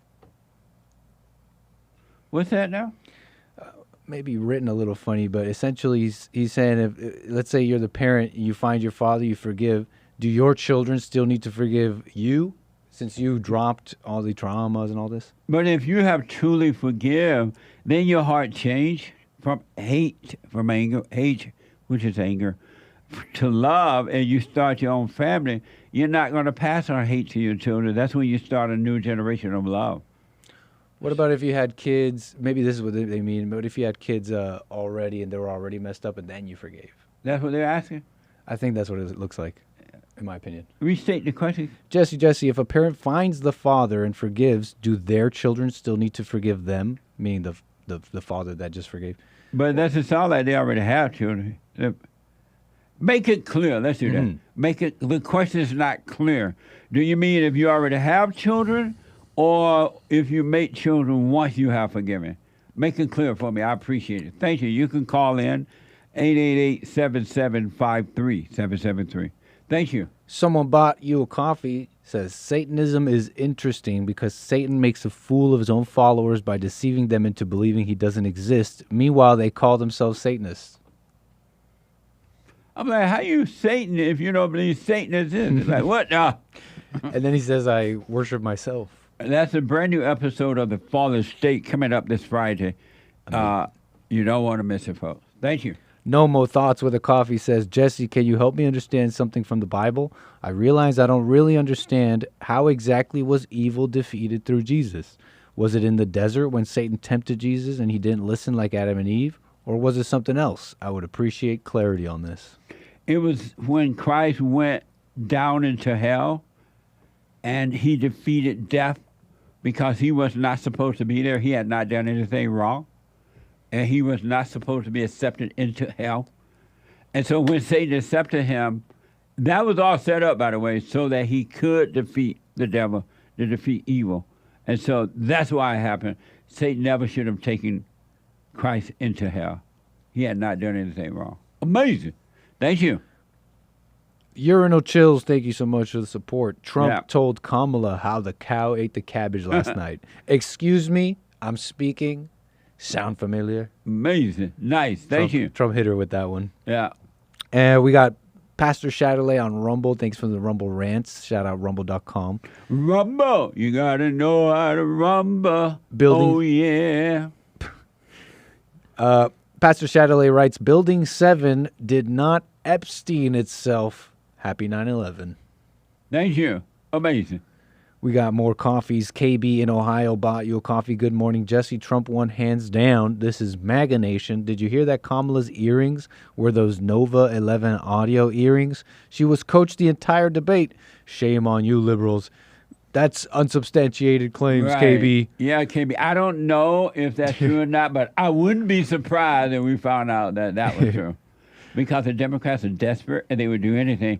But I have no proof of that, and it sounds funny. C 3 coffees. Thank you so much. Trump ate again. Amazing. Nice. That, I can't say that, C. That itch was making all types of faces. LOL. Happy Ethiopian New Year. Y'all come back now, you hear? We don't eat cats or any duck on our holiday. Ew. Don't the Bible tell us what to eat specifically? People eat weird, unclean stuff and act like that weird animal. You are what you eat, folks. Leave the poor cats alone. Jesse loves cats and German Shepherd only. Or maybe he loves Sandman type of dogs. Don't eat the ducks at the park. Black people, what the? Maybe they use it for voodoo blood, though. Who knows? It's their religious freedom. Oh, right. Lord.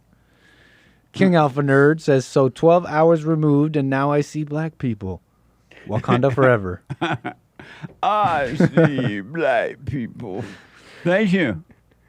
We got Derrick with a coffee. ABC moderator wanted to pretend Haitians aren't eating cats, and there's body cam video to show the truth of it. Right. But media and government hate you, your children, and your country. What a mess. I want my country back, but I'm not going to get it back. It's not coming back. But at least we have Trump to make it function for a minute. And hopefully after that, somebody else will take his place. Amazing. Thank you. Can you hold right there, Nick? Yes. Okay. Thank you all. I want to get to some more calls. And then I got to let my experts go. Y'all want to say anything so far? Anything you have to say? Let me go to Greg out of Florida. He's been waiting a while. Greg, welcome to the show. You're on the air. Hello, Jesse. How you doing, sir? Hey, Greg. How you? All's well, sir. How about you, man? You sound good. Thank you. Good to hear from you. Yes, sir. Well, I was going to make a comment on the debate I watched last night, but I first wanted to say, Ronnie, the call a while ago. From Ohio. Yeah. He's the prime example why Trump, I don't think, will win, because you got too many people with his mindset. They hate the man more than they love his policies, and people are emotional now, and they're going to vote for somebody based off, do I like them instead of, and I can tell you as a business owner, since Biden's been in office, my business has been terrible. I'm making it, but when Trump was in office, I was killing it out here. Everybody, all those who wanted to do, even the blacks were doing fine under Trump. They had more money, they had more private businesses and all kinds of stuff. And the blacks love Trump. Yeah, I mean, I was the stuff I was selling and the jobs I was getting, but right now everybody's so afraid because they're so strapped for money. Yeah. Nobody wants to spend any, so Yeah. the business has really suffered. But as far as Trump and Kamala last night, I mean, I don't think it made a difference what either one of them said. I think the proof is in the pudding of we had 4 years of Trump and things were great. Whether you like what he said or not, you've had 4 years almost of Biden, and it's been horrible. But you're never going to be able to convince an idiot of the truth. That's just the way it is. You know, they can see that's the deal on it, but they hate Trump enough that they won't admit it, so they'll just destroy him and keep. And I guarantee you, a person like Ronnie is the one that will get up in the morning and vote for Kamala. And then whenever the gas prices are high, he'll run to his friends and go, "God, I can't believe how high gas prices are," just to give him something to complain about. I don't know Ronnie personally, so I don't know all that, but I get this strong feeling, and I could be wrong, of course, that Ronnie would vote for Trump.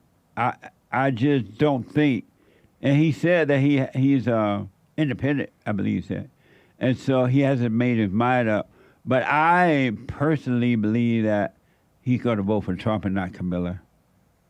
Well, it would be great for people to do that, but as emotional as people are now, I just don't. I'm like you. I don't see the country coming back. No, America's gone. Yeah, it is. You can this hang is the that new up. America. That's right. Absolutely. I agree with you. Yes, sir. America is so far gone that the Haitians are coming in and they're eating the ducks Yeah. at the park.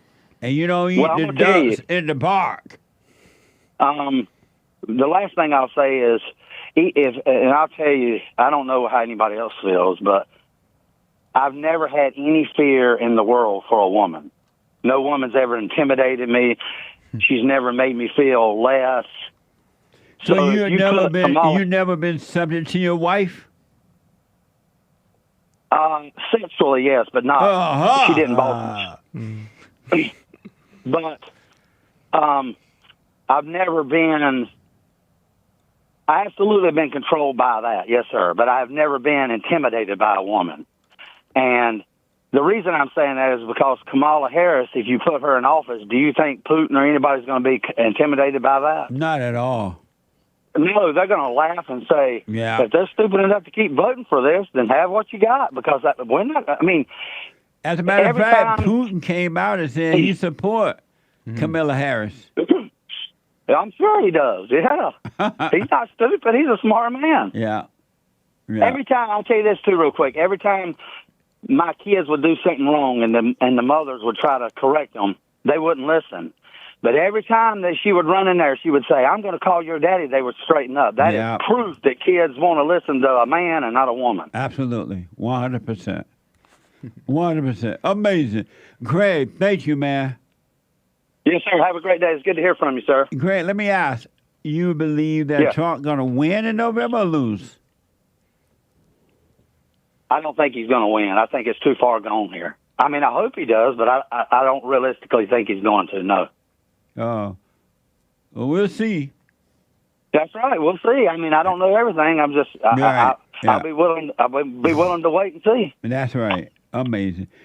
Excuse me. Thank you, Greg. Call me again, buddy. Yes, sir. Absolutely. Bye-bye. Right now. Let me go to 888-7753-773. Let me go to Maze out of Ohio. Maze, welcome to the show. You're on with all my experts. Except experts to what? Except Hake. Yeah, he's missing. But anyway. Yeah, Hake is not here today.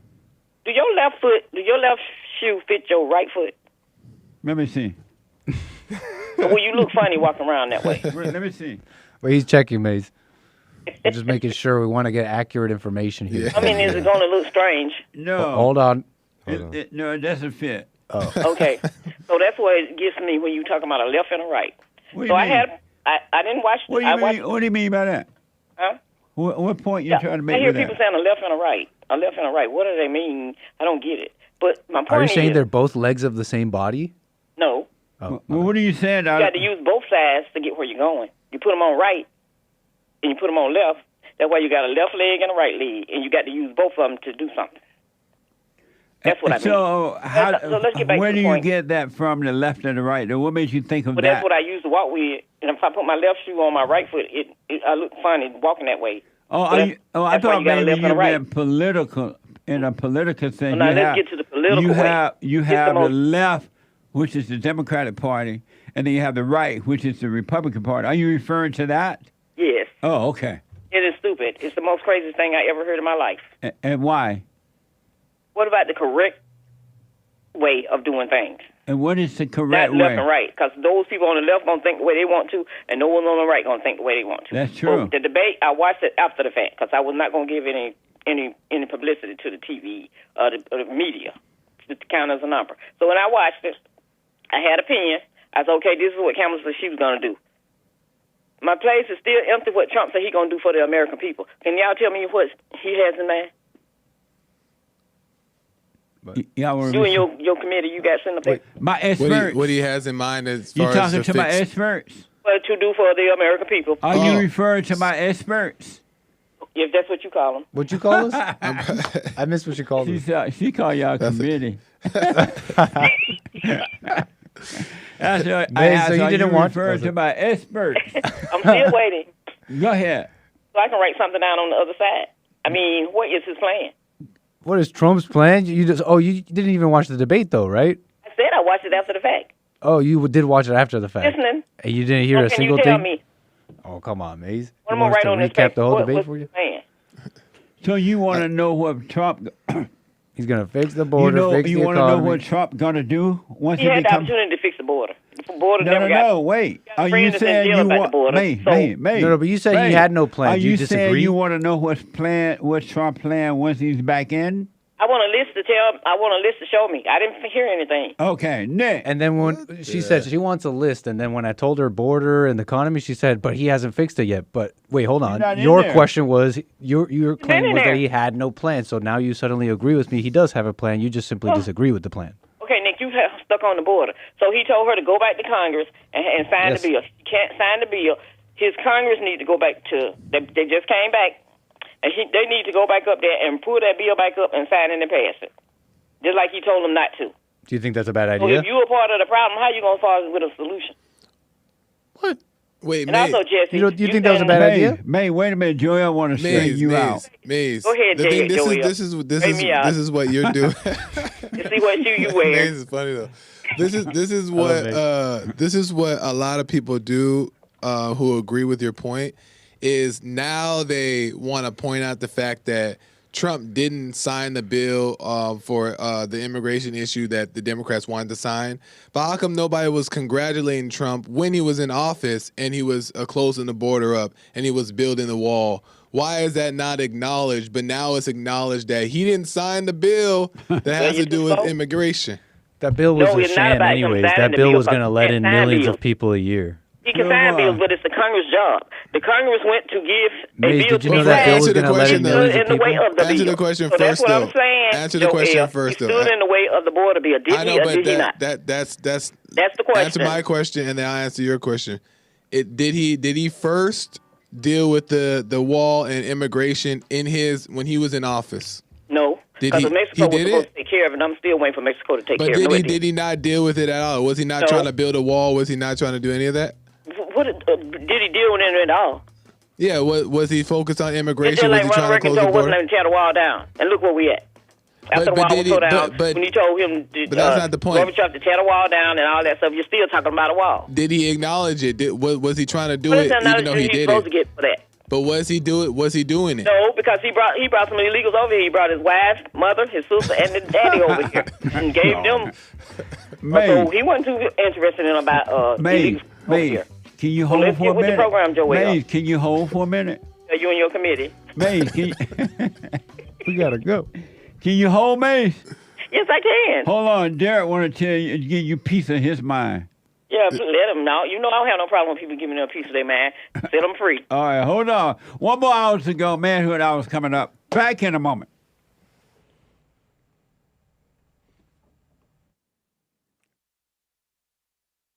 Our rough lives, they're depressed, suicidal, young and old, of all races. I understand, I know why, and I do understand it. Because exactly what's happening in me is happening with everybody outside of me, inside of them. And I've noticed that with those who really, really, really want to understand, they overcome it just like that, out of one counseling session. If you need counseling, you can go to rebuildingtheman.com or call 800-411-2663. 800-411-BOND. Best counseling service on this side of heaven.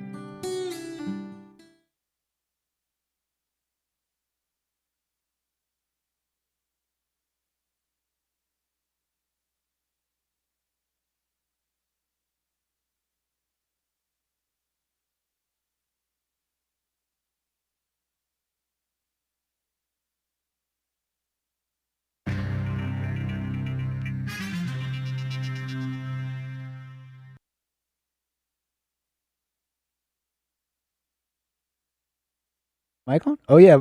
What's up, y'all? We got news coming at you, okay? Look, no hate, no rules. It's just we're rocking and rolling. But Nick news coming at you, okay? And Jesse Lee Peterson will be right back. So I was telling you about what they're saying is medical racism. Doctors may be performing unnecessary C-sections on black women. The ladies at the Skim seem to find this very important. They're saying a new study suggests doctors are more likely to perform cesarean sections on black mothers, regardless of whether the surgery is medically necessary. Researchers analyzed data from nearly 1 million births across 68 hospitals in New Jersey, making it the largest study of its kind. They found that healthy black mothers are 20% more likely to undergo a C-section than white mothers, even when they have similar medical histories. The procedure was also more likely to occur when hospitals didn't have any scheduled C-sections. The researchers suggest this disparity may be driven by both the doctor's racial biases and financial incentives to operate on black women, leaving the patient more vulnerable to serious complications and higher medical bills. Tired old story. You see a disparity in data, assumption of racism. Been happening for a long time, but not even the medical world is safe from it. Do you know where are you getting your medical help from? What it means, the researchers noted that it's not clear how racial bias among the doctors in the study developed, since only so much can be deduced from medical records and notes. Doctors may have been more willing to perform C-sections on black women sooner due to existing racial disparities in childbirth outcomes. The maternal mortality rate for black women remains higher than that of other women in the U.S. You know, they say, I've heard this. However, black mothers might feel less empowered to challenge a decision for a C-section. And when they do, their concerns may be dismissed due to implicit bias. Wow, a lot of assumptions from the journalists. But anyways, here's some extreme weather. I'm sure you've heard of Francine by now. Francine has strengthened into a Category 1 hurricane ahead of its landfall in Louisiana today. The most severe impacts are likely to be felt this week along the state's southern coast and in the New Orleans area.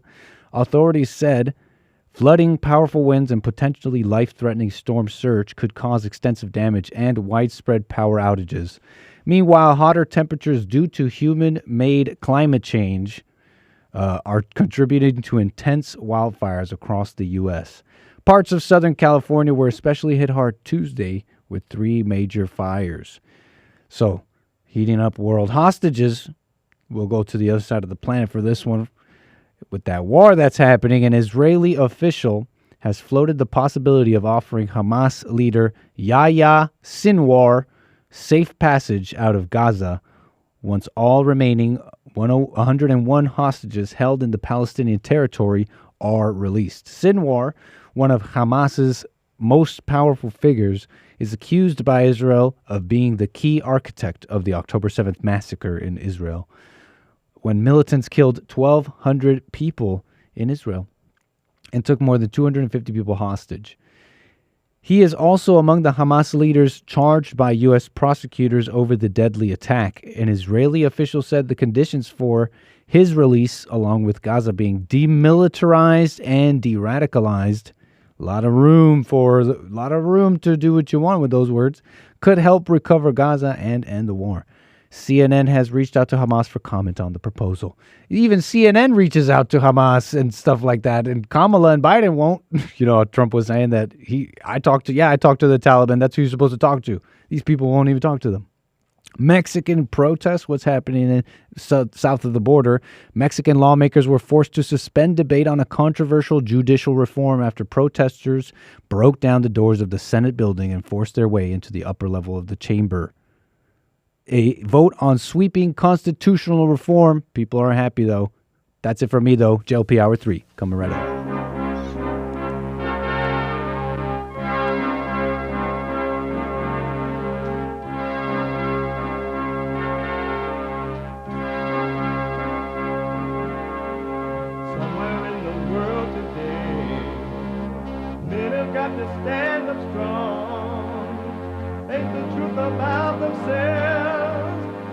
Understand what's been wrong. I know we can find a way. I know we can find a way. I know we can find a way to stand up, stand up, stand up.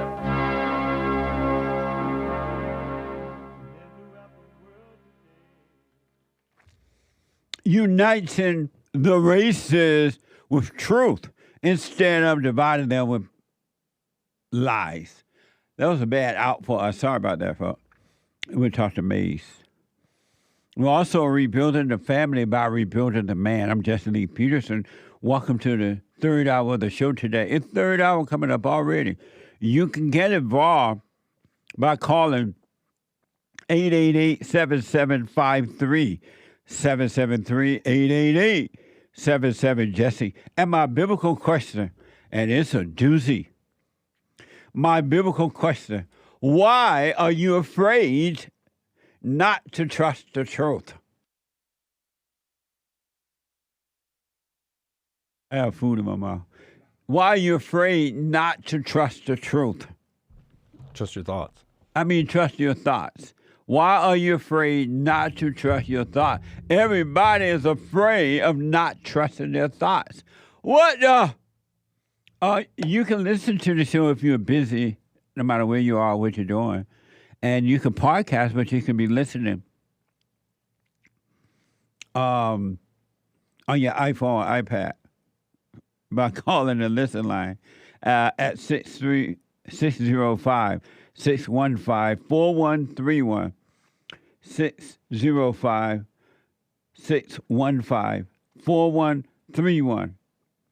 And to donate and have your comments read out loud, and we're going to get to your super chats, some more of your super chats, you can go to buymeacoffee.com/JLP Talk. Buymeacoffee.com/JLP Talk. And or Bond JLP Cash App. Bond JLP Cash App. Let me explain. Joel has this bad habit of bringing dry fruits, and they're so good, right? And so they're in the office on the table there, and so sometimes, though I never eat breakfast, but I notice that when I see that in there, and when I'm on a break during the news hour, I find myself wanting to eat one really fast because it's so good, and then by the time it's time to come back in the studio, I got the stuff in my in the teeth. Yeah.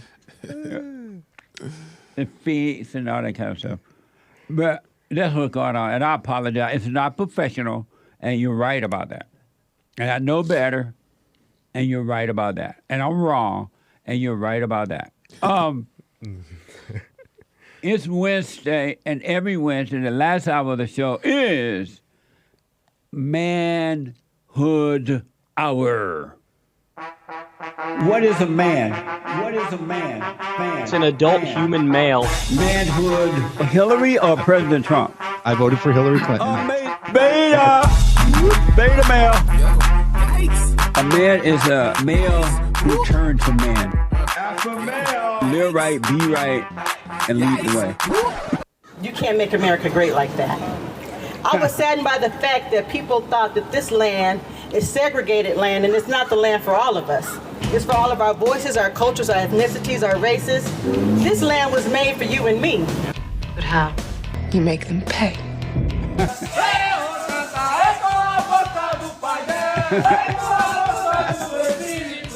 What kind of men are they?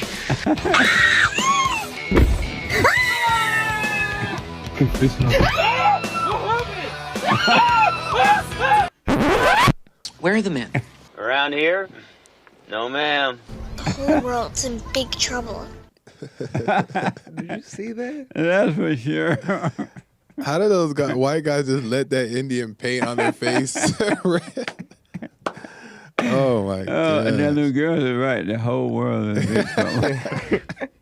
That dude put his leg up on this girl. Oh, he was so scared. What? The Anchor Baby put that together. That's amazing work. Thank you, Anchor Baby. What a mess.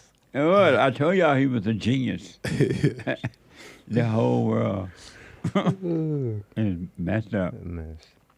I want to go quickly back to Maze. My experts are here for those who are just tuning in.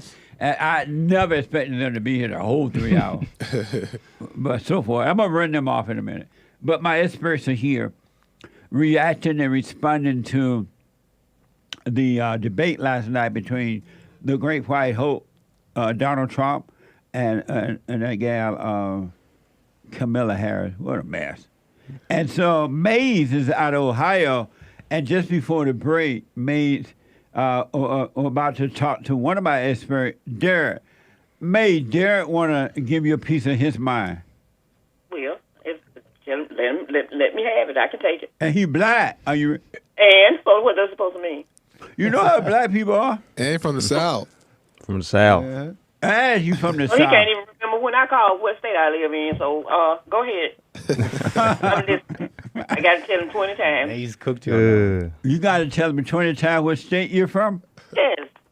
You black. Let's see, I had one thing to say before I say something to him. Okay. It was a black woman went to jail for her son going to shoot the teacher over in Virginia last year.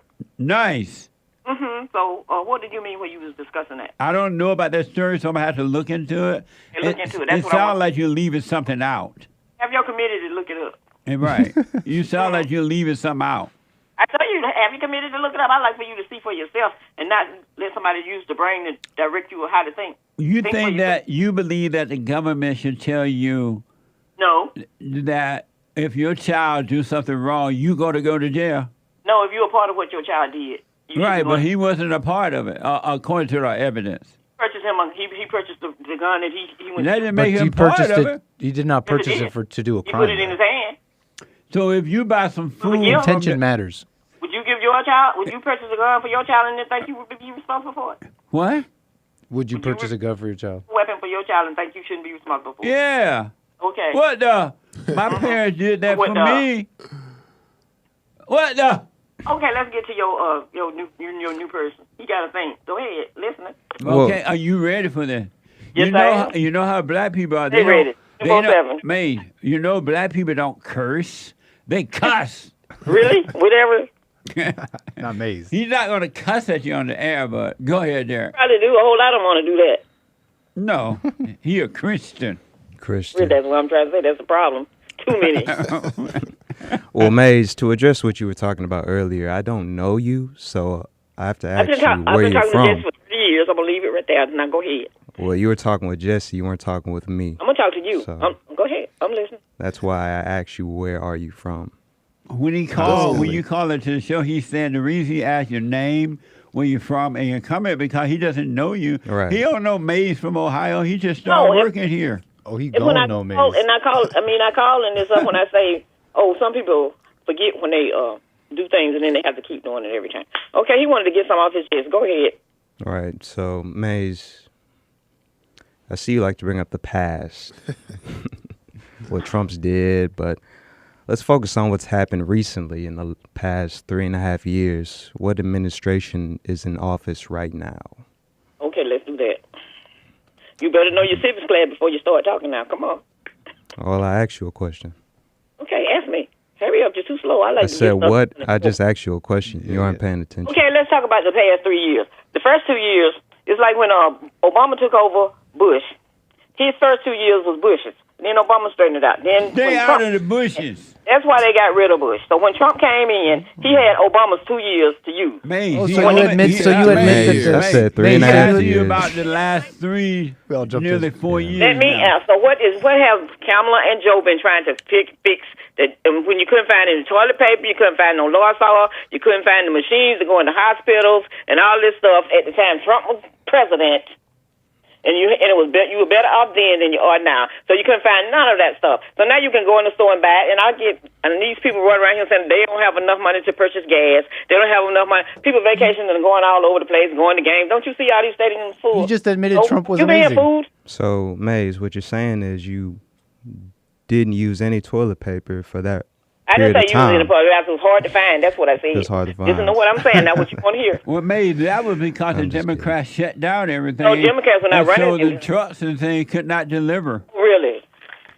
So, and then the gases were cheap because nobody was going anywhere. No, the gas Nobody was was locked cheap down. because of Trump. Yeah, that's right, because of Trump. No. Nobody was going anywhere. You didn't have to use any gas. So why don't y'all just get, as you said, think for Maze, yourself? you said that the and look first at it 2 for what years they Trump- got to get over the previous presidency's stuff, right? I didn't say get over. I say every year. I said right, just like like fix when, it or whatever. when the reason why they got rid of George Bush, they were mad with him, So and you Obama admit- came so in. you- so you and so admit they worked that out the- what George Bush had messed up, and then Trump came in. Right. So you admit that the with job Obama's increases 2 years, in that was- they Harris left. in the Did- Biden did- administration was thanks to The Trump. Trump administration come in with May, problems. did you hear what Nick just said? Those job Nick increases say? in the first year, That's first 2 you're years. attributing to Trump, right? With what you're saying. No, I'm not. The first 2 years when Kamala and Joe came in, what did they have? Maze, did you hear Trump? By the way, remember you were saying that Trump, he lost by a whisker. Oh my God, he admitted. Did Yeah, you so he see lied, that he had no part? people going to jail. Did you see the part where he was like, no? You can just I laugh disavow about it. his comments, but Jesse, he's not getting anything off his chest. He's just sitting there smiling, and I'm trying to give him an answer. Well, I asked you a question, and I'm not stuck with a obviously party. you're running around it. I So asked you my what country happened more in the than I love past a party. 3.5 Listen to years. him, May. He's talking to you. Hold on. I asked you what happened in the past 3.5 years, and you mentioned what happened I just told before you. those years. So you refused And to then- answer that question. All right, we're gonna move on. I'll Yeah, answer we it moving for on. you. That's why you didn't get a permanent tax break. Who got a permanent tax break? May, he's gonna answer. You got to pay for that break. Maybe, That tax break. maybe because we got to run. He want to tell you a So, few Maze. things that happened when Off his chest. That's the slowest way person I ever seen getting something off their chest moving like that. I'm sorry, Joe Adam know me, and that's just me. I don't cut no cards. Hey, I'm just being patient with you. Oh no, don't be patient with me. I know I have to. I'm not weak. Oh, okay. But anyways, there are millions of illegal immigrants in the country right now. What do you think we should do about it? The same thing he did when he brought his wife, his father-in-law, and his sister-in-law into the country. And what's that? Maze is okay with open Gave borders. them citizenship.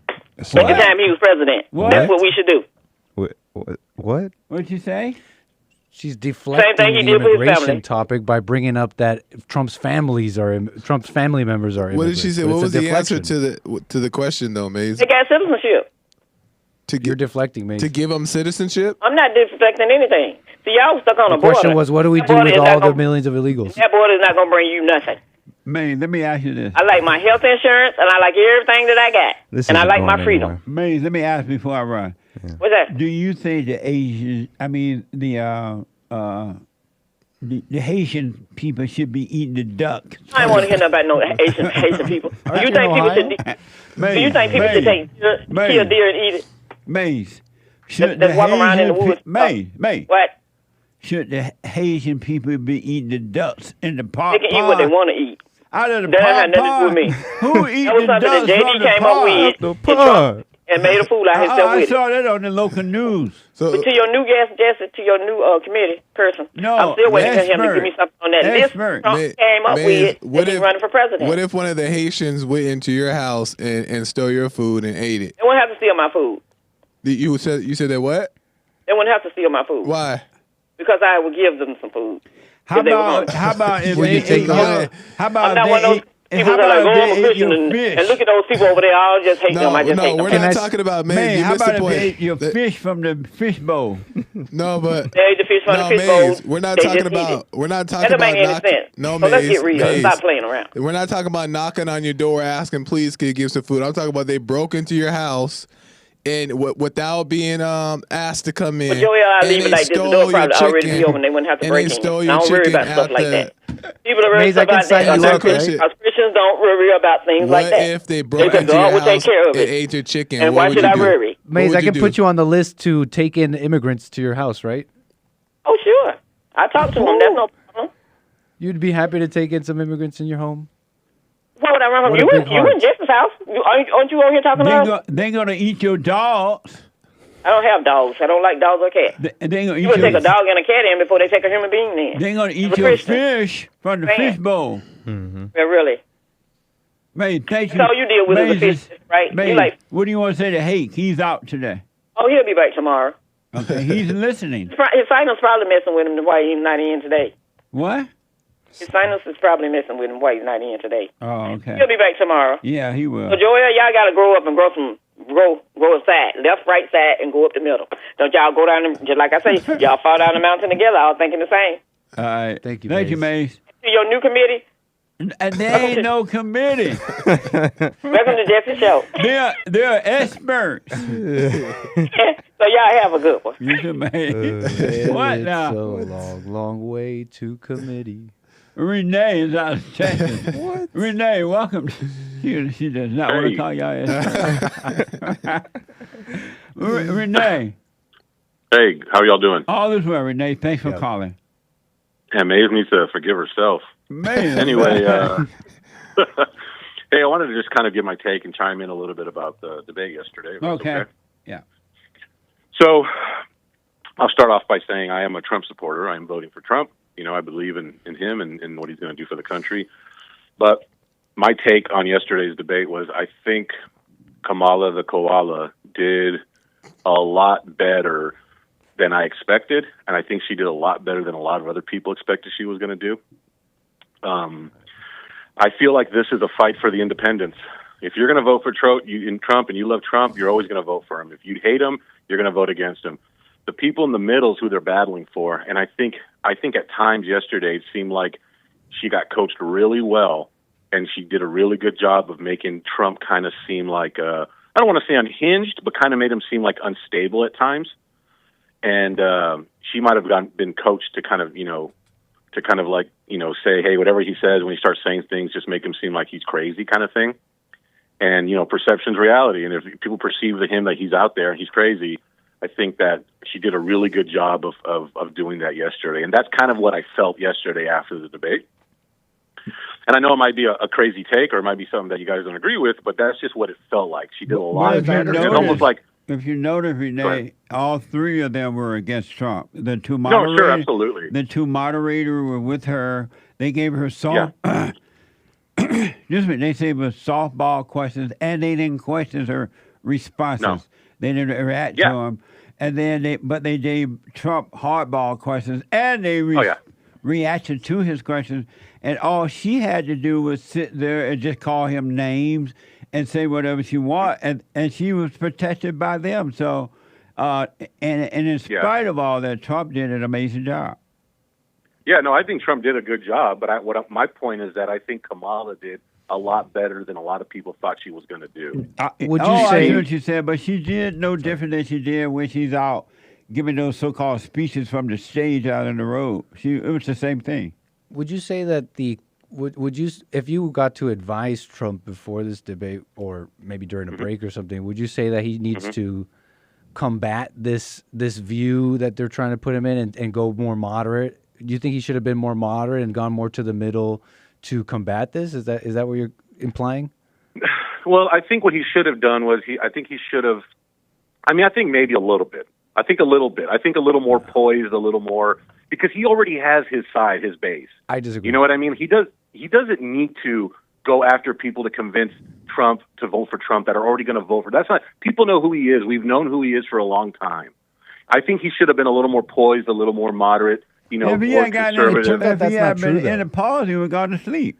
It turns out that's not true. Actually, he's turns out, if you believe polling data, whatever, fake polling data, but he turned off a lot of his own base with this more moderate takes on things recently, like the abortion flip flop, like the green cards on the diploma thing. I would say that's actually been negative for him. But I came into the debate with a different mentality, with kind of like expecting him to be moderate. So when I saw him be all, I'm for all the things I've been saying, I thought that was amazing. And that's how you. Yeah. I've seen two mentalities on elections, and I'm not an expert. I don't really know, even though they call me an expert. They say you are an expert. You either get the no, I am an expert. I'm just joking. I'm just joking. I'm listening to Maze. You let either Maze you get the middle. you. Either you fight for the middle and the independence, or you do your best to turn out your own people as strong as possible. And I think that's what he did. Well, I guess that's a catch-22, right? I mean, that's where the battle is really. Another thing too. Jesse, you keep saying how, why are the Democrats so emotional? And there's that because that's how they vote. Because if they voted with logic, they'd be Republican. That's for sure. Yeah. That's how they vote. My whole family is Democrat. I'm the only Republican conservative in my whole family. Yeah. And all of them hate Trump so much. Like, no matter what happens, it's never Trump, right? Because they're so emotional. And that's these are the same people that watch The View, Yeah. That's why Kamala Harris know that all she needs to do is give them emotions. Say things that make them feel good. Later. And that's all she needs to do in order to win the vote. She doesn't have to say what she has already done or not. She really doesn't have to be honest about what she got to do. Just grin and make them feel good.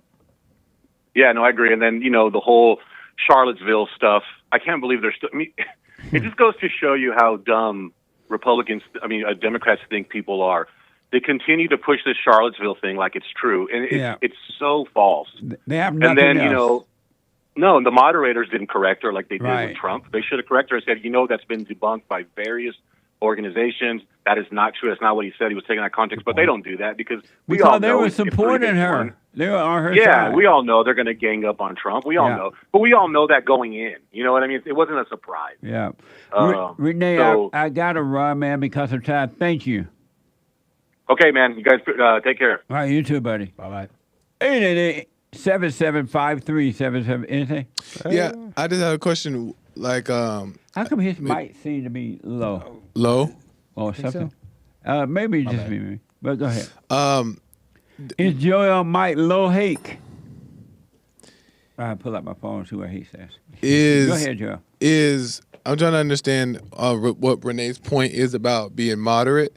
What moderate mean that you don't know what you want? But basically saying what could he have done? What could Trump have done to be more moderate? And what did Kamala do to be moderate? So I could have a better understanding of what that means. Well, if anybody knows. Renee gone now. Well, he, if they're trying to make him seem like the person who's against democracy and against all this stuff, the response would be to be more moderate. For example, like, oh no, I'm not trying to get rid of democracy. I do like something really, really moderate. I guess would be something like, I truly did lose the election, or abortion. I see. I believe in everyone's choice. But I see. He didn't, right? He went strong on all those topics. I see. I do sort of agree with Renee. During certain moments of the debate, I do feel like Trump was slightly overboard. He could have been a little more reserved, but honestly, though, we need this vulgar, this aggressive Trump in office. He should have been cussing. Yeah, maybe even said the B word. Yeah. He should have looked at it. So, Hate said Joel Mike is plenty loud enough. Oh, nice. So it's not you. He says me. He always blames me. Thank you, Hate. Let me go quickly to Jaime. Been waiting a while.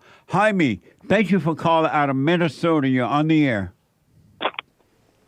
Hey, how's it going, Jesse? All is well, Jaime. Thank you for calling. That's great. Hey, I saw that debate, and I thought Kamala did great. I thought it was a bloodbath that we were promised. And what was great that she did that was so great? Well, it was a low bar, like everyone's already saying. She spoke. She said the things. She was clear. But she could. It was like watching Evander Holyfield against some unknown, Trump being Evander. She misspoke a a bunch of times. She had the dry throat. You know, she was intimidated.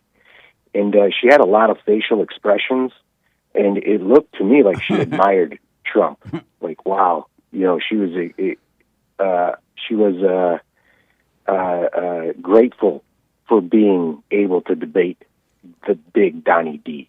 You know, like this is going to be the pinnacle of her career. Isn't that funny if Camilla was sitting there thinking, "Oh God, I wish I had this man." Yeah, it's kind of what it looked like. I'm saying, yeah, folks, because I kept wondering why she looking at him the whole time. Is she thinking, "I'm really close to this man right now"? She was emotional.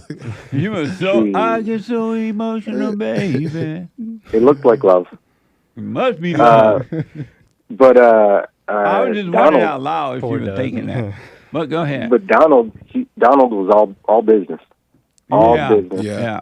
And you know, for me, that's the kind of guy I want. He's himself. Yeah. He listens to his advisors and everything, but when it's time to go, it's all him. He's going to do it the way he's going to do it. That's another. You're right about that, man. With him. Because I was wondering, he getting all this advice, don't be so hard on her, don't attack her, don't do this. And so I wonder, would that handicap Trump if he listened to all the people telling him how he should do this when he already knows how to do it? You know? Yeah. So I wonder if that was going to handicap him, but it did not, as far as I know.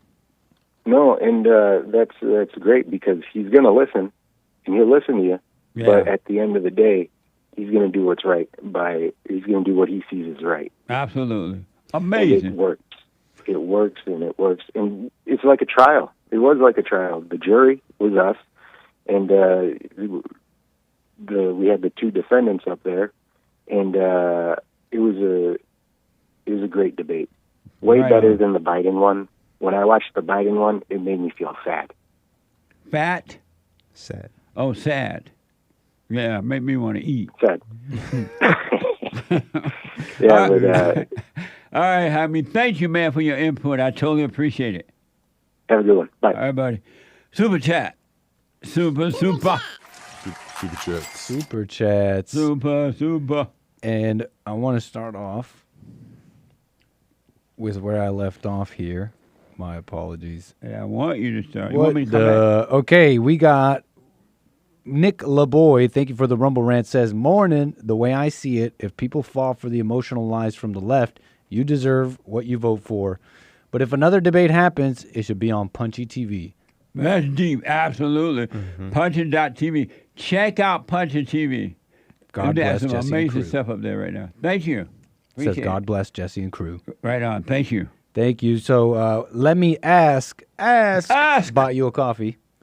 Says, last Monday's show was amazing. Thank you, JLP. Thank you. Eric with a coffee says, you didn't show in the debate clip where the moderator lied and said they spoke to the city manager of Springfield, Ohio, and the city manager claimed there's no evidence of such claims of illegals eating pets. The damn videos are circulating everywhere. And I live 40 miles from Springfield and I have family that lives closer. Ooh, hide your ducks. If anyone listening to the JLP show lives in Springfield, amazing. The local people need to not fall for the BS. He wrote out the whole word. And hold their officials accountable for lying and get them the heck out of office. Yeah. Fire your officials and vote Trump. Absolutely. Amazing. Thank you. Let me ask. Bought you 3 coffees. Jesse, your experts are getting better and better each day. Joel has matured a great deal. I like your little show, Joel. And Nick is not even nervous with the camera on him anymore. Nice. Love you guys. And now we got a new one, Derrick. Cool. A country boy. Bomb, bull, and belected. You can take the boy out the country, but you can't take the country out of the boy. Yeah, mine. Big and back. Amazing. Yes. Thank you for that. We got Matt with a generous donation on Buy Me a Coffee. Says, Kamala during the debate said COVID may have originated from China. Trump was considered racist for saying the exact same thing for years. What the? I know. It was a one-sided debate in that you had 3 against 1. the host of the thing and Kamala were all against Trump. That's for sure. Thank you. Let me take a quick break, and we'll finish that and your phone call. The treasure chest is now open on G Live. And I'll be back in a moment.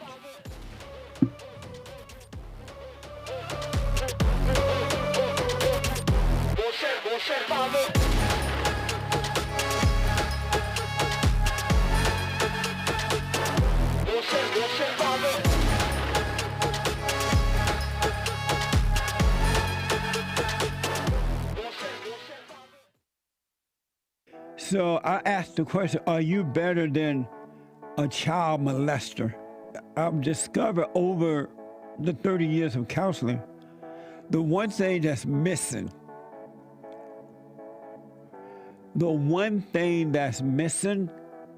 and I think because it's not taught in the homes or talked about, we don't have examples of it, right, is love.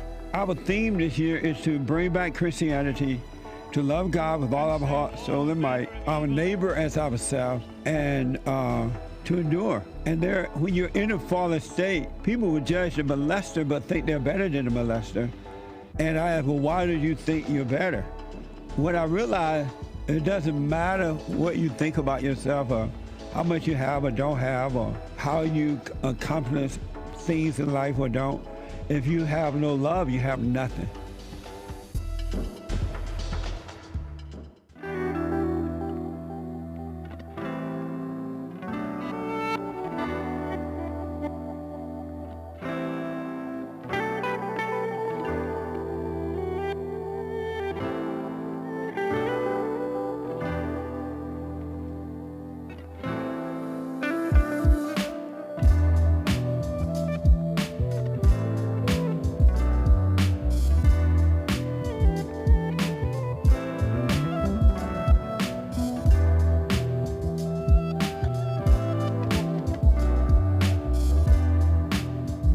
Okay, welcome back. 888-7753. 773-888-77-Jesse. No hate report today. No hate. But after at 11 a.m. Joel Friday TV at 11 a.m. Pacific time. He black, and you don't want to miss it, especially today, but never. You don't want to miss it. You can podcast the shows as well. And at 4 p.m., The American Anchor Baby. The American Anchor Baby at 4 p.m. And he's going to be picking up when we all leaving off with the Trump thing, the debate, and all that. And I have to say, Trump did an amazing job last night. It was, he had to deal with 3 people that were not for him at all. And he still did what he needed to do. So congratulations to the Great White Hope. Let me see what he has to say real fast. The Great White Hope. ISIS has spread like cancer. See there? The mess I inherited. See there? The Great White Hope. You know, I want to just mention this. We told you about how the black Haitian people eat up all the ducks. According to the report, they eat the ducks out of the park. Pooh. You know, the ducks just laying there in the park, sun shiny day, and the white people were about, oh, look, a cute duck. And the little white girl said, oh, mommy, look, there's a duck. Like, yeah, baby, didn't it? And then the agent go there and grab the duck and snatch the head off the duck. Huh? Pond and choked the duck. I had heard about they were eating the animals and everything, too, until Trump said that last night. Well, I don't know if he said the Haitians were doing it, but he said the illegals were doing it. It's not a conspiracy theory. It makes total sense. If you come here and you're hungry, you have no food, you know you can cook up if they see a chicken or a duck, they're taking the chicken or the duck. And you don't know that you're from Haiti. You don't know the duck is supposed to be like a little beauty thing flowing in the ocean, and you don't eat those ducks. And they don't care. They're hungry. Well, the thing is, they get food stamps, but they'll do that anyways. Well, you think that's something? Nebraska sheriff was stunned as migrants allegedly killed a bald eagle for dinner. Who's gonna eat the bald eagle? And they done had a major meal. It's some good chicken. So a Nebraska sheriff was stunned as a migrant allegedly killed a bald eagle for dinner, but the Fed passed on charging them. They were not charged for killing the bald eagle. How'd they catch the bald eagle? If we did that, we'd be under the jailhouse. This is from Fox. Watch this. Two illegal migrants are now being accused of killing a bald eagle in Nebraska with plans to cook it for dinner. The sheriff's department says these are the rifles they used to kill it, but federal authorities let the suspects go after charging them with misdemeanors and are no longer returning the sheriff's call. Mike Unger is the sheriff of Stanton County working this case. He's here now. This is one of those stories, Sheriff, that you got to like reread it. Like, am I reading this right? Did that say bald eagle eating it? From a sheer symbolism perspective, can you get a more stark example of an attack on American sovereignty and all that it means to be American than the killing of a bald eagle? No, I can't. We find this very alarming, I'm sure, nationwide, but locally it's been very alarming to the citizens. The bald eagle is American symbol of strength. You gonna eat it? That's what I'm saying. It's like blatant things that are obvious that people are coming in here with their lack of their morals and doing immoral things, and we're supposed to accept it. It's like they going over to Hassan's house and then killing his dog and having for dinner. Yeah.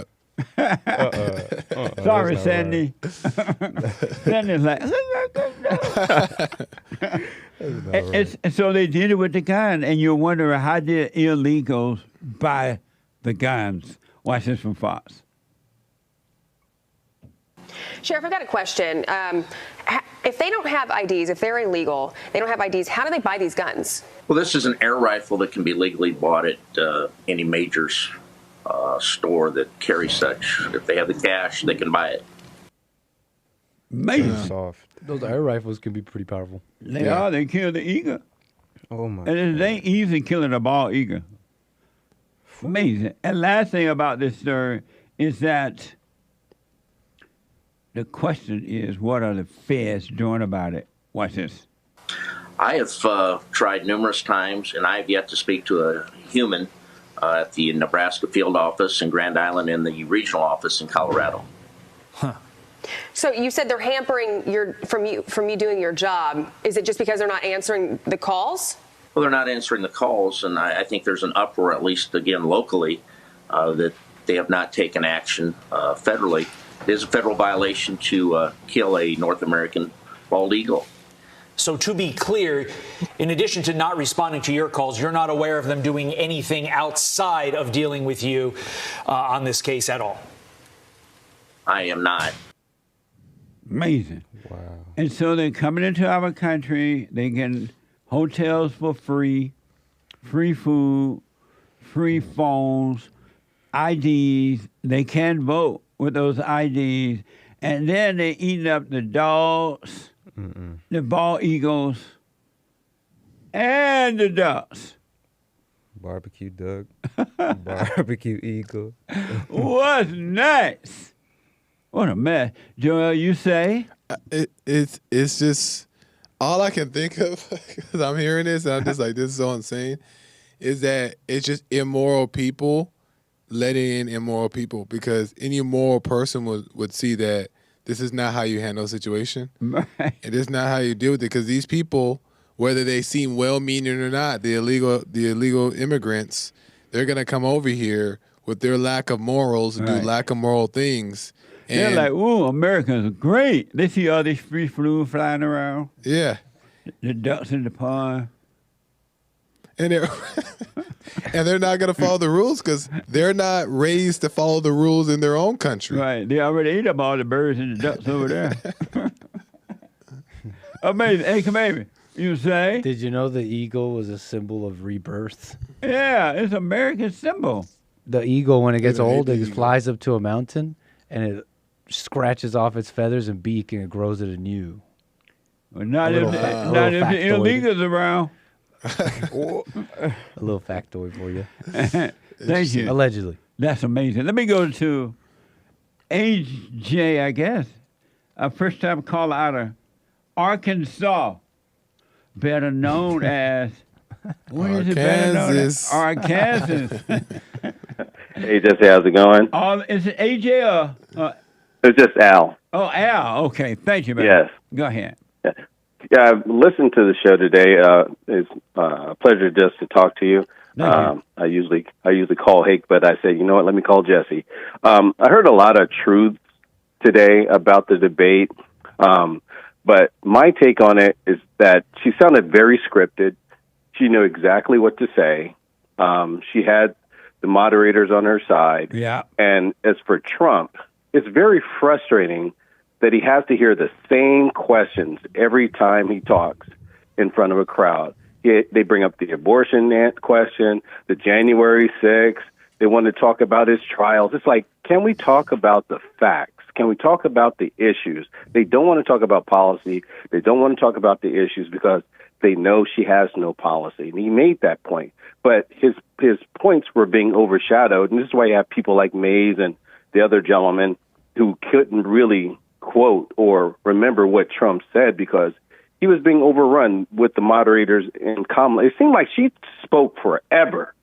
And every time he spoke, it seemed like it was like a minute. Yeah. I was like, wait a minute, why is she talking so long? And it's like they interrupted him when he was speaking. And it's like, wow, this thing is really, really rigged. Well, I noticed that the people who are against Trump are not taking in consideration that he was debating with three people. The two moderator and Camilla, and they had to deal with the mic being turned off and all that. They're not taking that in consideration because they're against Trump. So they don't care what the setup was and how difficult it was. The one thing I did, he missed a couple of things. And if you're not politically aware, you would think she won because she did a lot of talking. She threw a lot of emotion into it, and they talked about abortion. And the thing is, he said that the abortion issue is a non-issue because it's not a federal issue. It's a state issue. Yeah. And they're asking about a ban. It's like there is no ban, but they keep talking about it. It's like they keep talking about January 6th. Well, January 6th is done. You make a good point. They kept mentioning, not to interrupt, but you made a good point in that the abortion was not banned. The abortion was turned over back to the states from the U.S. Supreme Court. They didn't ban it. They said, we're going to let the people decide what they want concerning abortion. So each state take this back and do what y'all want. And that's the right thing to do with the abortion. But they keep saying, it's banned, it's banned, it's banned. And it's not banned. No, they want to push that narrative because they know that Democrats have low information and low IQ voters. Yeah. So if you talk to people about, we're going to codify Roe, well, there's nothing to codify because now the states are dealing with the issue. Yeah. It's not a federal issue. It's not constitutional. Why are we talking about it? But if you want to pull on heartstrings and get women emotional, you're going to keep bringing it up, even though no one. But see, the Republicans aren't good at controlling narratives, and they aren't good at defending issues. They're not out there saying, this is a non-issue. Why do the Democrats keep bringing it up? And why are we talking about debunked issues about the tiki torches and all this other nonsense in the Central Park 5?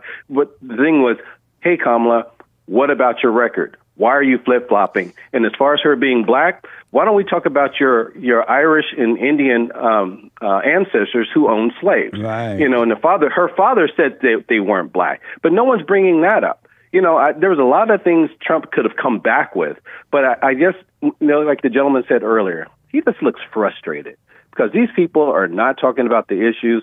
They're running in circles, and he's like, man, do I really have to keep doing this nonsense? And that's how he looked last night. Well, yes or no, then I got to run. Though we don't know until November, do you think he's going to win? Of course. I think people are, Trump's support is very underrepresented. Yeah. I think the people are waiting to vote. Yeah. I think we need to get back to one-day voting on paper ballots. Yeah. And the fact that no one is really pushing that now, they're going to cheat as much as they can. But I think the fact that Trump has support that they're not recognizing, I think he pulls it out. Thank you, man. I appreciate it. All right. Thank you, Jess. All right, buddy. 888-775-3773. Frederick out of Los Angeles. Frederick, welcome to the show. You're on the air. Good morning, Jesse. Thanks for taking my call. Yes, sir. Doing? All is well, Frederick. All right, I noticed in the debate, like, Trump kept saying, why isn't she doing it now? When he keeps talking about this phone call to Putin he can make in 24 hours, but he was sending money to Ukraine for 4 years. The American people know this. Like, when he was sending money and javelins to Ukraine and Who talking was with sending money? Zelensky- Trump? It was a Yes, Democrat. Trump was sending money to No, Ukraine. it was a Democrat sending the money to Ukraine. He was president. The quid pro quo was because he was sending money to Ukraine, and he wanted dirt on Biden, but he was like, no, I'm going to release the money anyway. He's been Where you get sending that money. from? He was sending money. He's been sending money. Where you get that from? Over 250. He was part of that 250 million or $1 billion we done sent to Ukraine. Where you get that Trump from? was part of that. Where you get that from? And maybe I'm not From saying the you. quid pro quo. Where you get that from? That Trump was sending money to Ukraine. From the quid pro quo. Who? From the money to Ukraine that he was giving to Zelensky to find dirt on Biden, but he released it. That was the money going to the war that they was fighting with Russia at the time when he was president. Well, This I don't. escalation- Maybe right on that, but I have no idea. But who you think Yeah, won the yeah, debate right. last night? Trump or Camilla? Camilla. And why you believe she won? Only for the simple fact Trump haven't forgave and he haven't repented. No, He man, still there got ain't, his there ain't no nails way dug you in. judge no debate. Why do you Yeah, say he still- Camilla? Don't say that. Don't say that. They ain't how you Don't do say it. what? It sounds like he got his nails like he don't No, want to no, move no, no. forward. Hold on, don't. I know black people love to repent, but don't say that, okay? We're talking about debate right now. Why do you think that Camilla won rather than Trump? Because I think Camilla is trying to bring cohesiveness instead of separating us. What? It's one thing. It's one What, thing what do you to mean by that? politicize. What do you mean by that? Like it's one thing to politicize the DOJ, but don't weaponize the DOJ, but don't politicize the police department. So Once basically, you start well, just sticking with the let me just January make sense. 6th, Let us, because we're trying to make sense of what you're saying. So Yeah, you're saying because that you you ain't like. once you weaponize you're the like- DOJ, well, let it's me like clear that real quick. politicizing the Who police and weaponized you the separate DOJ? them. Who Don't politicized divide. that? Be specific. I don't want you to divide the police department Are for you one side saying going that? for the January 6th. Hey. Are you I'm saying asking. that the Democrats should not politicize the Department of Justice? No, I said they shouldn't politicize the police system. The police. So you're saying the Department of Democrats? Justice is being You're saying weaponized. that the Democrats should not politicize the police department? The Republicans shouldn't. The law and What? order, they like See how long it took us to get Harris. here? Huh? See how long Don't it took us go to get here because it backwards. won't be specific. What? There's a lot of January 6ers already locked up. Let's not go back and rewrite laws that police already established laws on. Frederick, you make no sense. I don't Are you understand black? where you're going. Yes, it seems like y'all trying Are to you rewrite black? history. I'm black. I thought so. But are you saying that Kamala is you like Kamala because she's more optimistic about uniting people? Wait, let me finish. Let me finish the point. Let me finish the point. Are you saying that she's more optimistic about bringing the country together, and Donald Trump is more about dividing the country? Yeah, that's what I'm saying, Joe. Okay, but what did Jesus, since you love the repent thing, and what? And since you love to talk You about the gotta repent thing, move but let me forward ask and you say, this. what I Let me did ask on you this, January 6th Frederick. was wrong. Frederick. I could have answered the phone and made the call to not hang Mike Pence earlier. Let me ask you We're not this. talking about January 6th. Let me ask you this. What did Jesus come here to do? If you want to talk about forgiveness and repent. I don't even know how he done brought repentance in a debate. What did Jesus come here to do? Did he come here to unite or divide? He came to repent. Got him. He's not here. Oh. He was Call me Frederick about Ukraine because what you were saying about Ukraine is real stupid, but I don't have the time to break it down here on the JLP show. Yeah, I have no idea what you're talking about with that. You said the dumbest thing ever about Ukraine, but call me about it. And you asked somebody who won the debate, and they say, "Oh, because they don't repent." What the? Trump didn't win because he didn't repent. That ain't even fit. Oh, me, get the phone. Oh my goodness. Super chat. Super. Super. Nice. Thank you so much. Matt with the coffee says, Kamala during the debate said COVID may have originated. Oh, Lord, I already read this one. My apologies. We got just Derrick no here. Hate, that's for sure.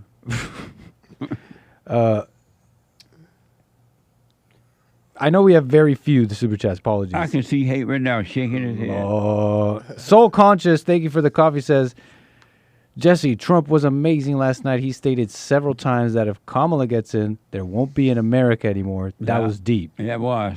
Absolutely. Kamala had no answers for this. She was an empty shell last night. Yep. Thank you. And I believe that is all. We got Gen C with some coffee. Says, seriously, was Scamala trying to school the successful businessman on how to run a business? What the? I know. What the? I mean, thank you. C-Bill with coffees. Generous, thank you. Says, see, I proved my point. Ronnie from Ohio, he's a liberal beta male. He has a mindset of a woman. He's an emotional man. Forgive your mama, boy. Where's your logic? Amazing. Thank you. I was a little shocked by the Kamala comment. He's more reasonable than that. Yeah, he Give is. him a chance. Yeah, Ron is a pretty reasonable guy now. Yeah. So I just think that he just had a bad. He just didn't sleep full 8 hours. Derrick with a coffee. Thank you. Thank you all. Says, Mays, the caller at the end of the second hour is what the Dems prey upon. The ignorant who will recite a talking point with no information past the title. Border bill, border bill, border bill. Trump wasn't even in power when that bill failed, and the contents of that bill would allow millions of immigrants a year. Much like the Don't Say Gay bill that was about keeping LGBTQ ideology out of elementary schools. What a mess. Truly. Amazing. And we got the top contributors over there at D-Live, Army Ann, Aries One, Scott Ash. Appreciate all the top supporters on D-Live. Always supporting. Thank y'all. And I do believe, and in fact I shall declare, two more apologies. These are the last two. Ryan B. with back-to-back coffees. They hate the man rather than the policy. Your guest just pointed out Trump derangement syndrome. It is real in many intellectual and intelligent people I know. Jesse asked Greg if he thought that Trump was going to win, and he said no. He might not be wrong, but what about the wait and see? Just like this storm headed for me in Louisiana. Not so piffy. Sorry, Nit. Well, be careful with the storm. And you're right. Wait and see. We don't know if Trump's going to win. You just don't know that. And we should always have a wait and see about everything. Thank you. Appreciate it. Ryan B. says, thanks, JLP and experts. Great show today. Yeah, I didn't mean to keep the experts the whole time. Mays called them my committee. Amazing. And sorry. And that is all for now. Thank you all. I appreciate it. Thank you very much. So the no hate report after my show today. Hate could be back tomorrow, hopefully. And then, but today at 11 a.m., Joel Friday TV. Joel Friday TV at 11 a.m. And then at 4 p.m., The American Anchor Baby. The American Anchor Baby at 4 p.m. Last word, Derrick. Follow JLP on Rumble. You got to know how to rumble. You got to know. Joel.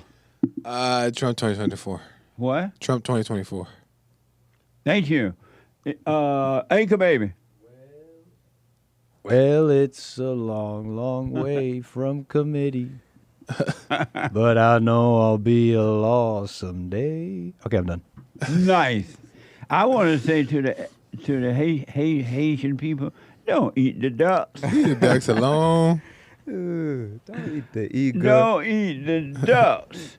Let me go to William out of California real fast. We got a little bit of time. William is gone. Let me go to Hector out of Washington. Hector. Yes, Jesse. Yeah, you're on the air. It's me, Beta Male. I'm back. Don't be a beta. Don't be a beta. Checking in with the Great Black Hope, Jesse. So you talked about I wanted to make a quick public service announcement, but you mentioned... Hold on a minute. No public service announcement. What the? Let me go. Hold on, Hedger. Don't hang up. We find out what your announcement is. Let me go quickly to Matt, first-time caller out of Texas. Matt, say something. Something. Thank you. You're on the air. Hey, what's going on, Jesse? Hey, man, it's an honor to be connected to you guys. I watch or listen to the show all the time. It's pretty cool to be connected. Thank you, man. I know you wanted to ask me about faith, right? Yeah, man, so back in 2014, I'm 36. I just turned 36 recently. Back in 2014, can't do math that quick. I don't remember how old I was, but I got baptized. I was kind of like super into Christianity, you know. And Matt, let me do. I'm sorry, Matt. To get into it, can you call me tomorrow at all? Sure. Okay, call me back, and as soon as you call back, let them know I told you to call back, and I'll take your call right away. Okay, we'll do. All right, thank you, buddy. I am so out of time. What an amazing show today. I did not mean to keep the aspect the whole 3 hours. They had other things to be doing as well. Joel got to get ready for his show at 11 a.m. Pacific time. My producer needs to go back out there and do what he normally does out there. And the anchor baby just running around doing his job, and the lowest job. So he's busy. Thank you all for your super chats and your support. I absolutely appreciate it. And get on the straight and narrow and stay there. When you're done all you can do to stay there some more. All right? Don't give up. Stay there, stay there, stay there. All right? And to the callers, I appreciate your call. We're just out of time. Aaron out of Maryland, the caller that is coming in now. Hedger, call me back tomorrow. I don't know. You can't be making no announcement. We don't know what it is in advance, but call me later. And to the caller that drops, I'll be back tomorrow if the Lord is willing. Bible Thumper Thursday. Bible Thumper Thursday tomorrow. Have a good day, folks, and thank y'all. And Hate will be back, I hope tomorrow, not the next day. Take care.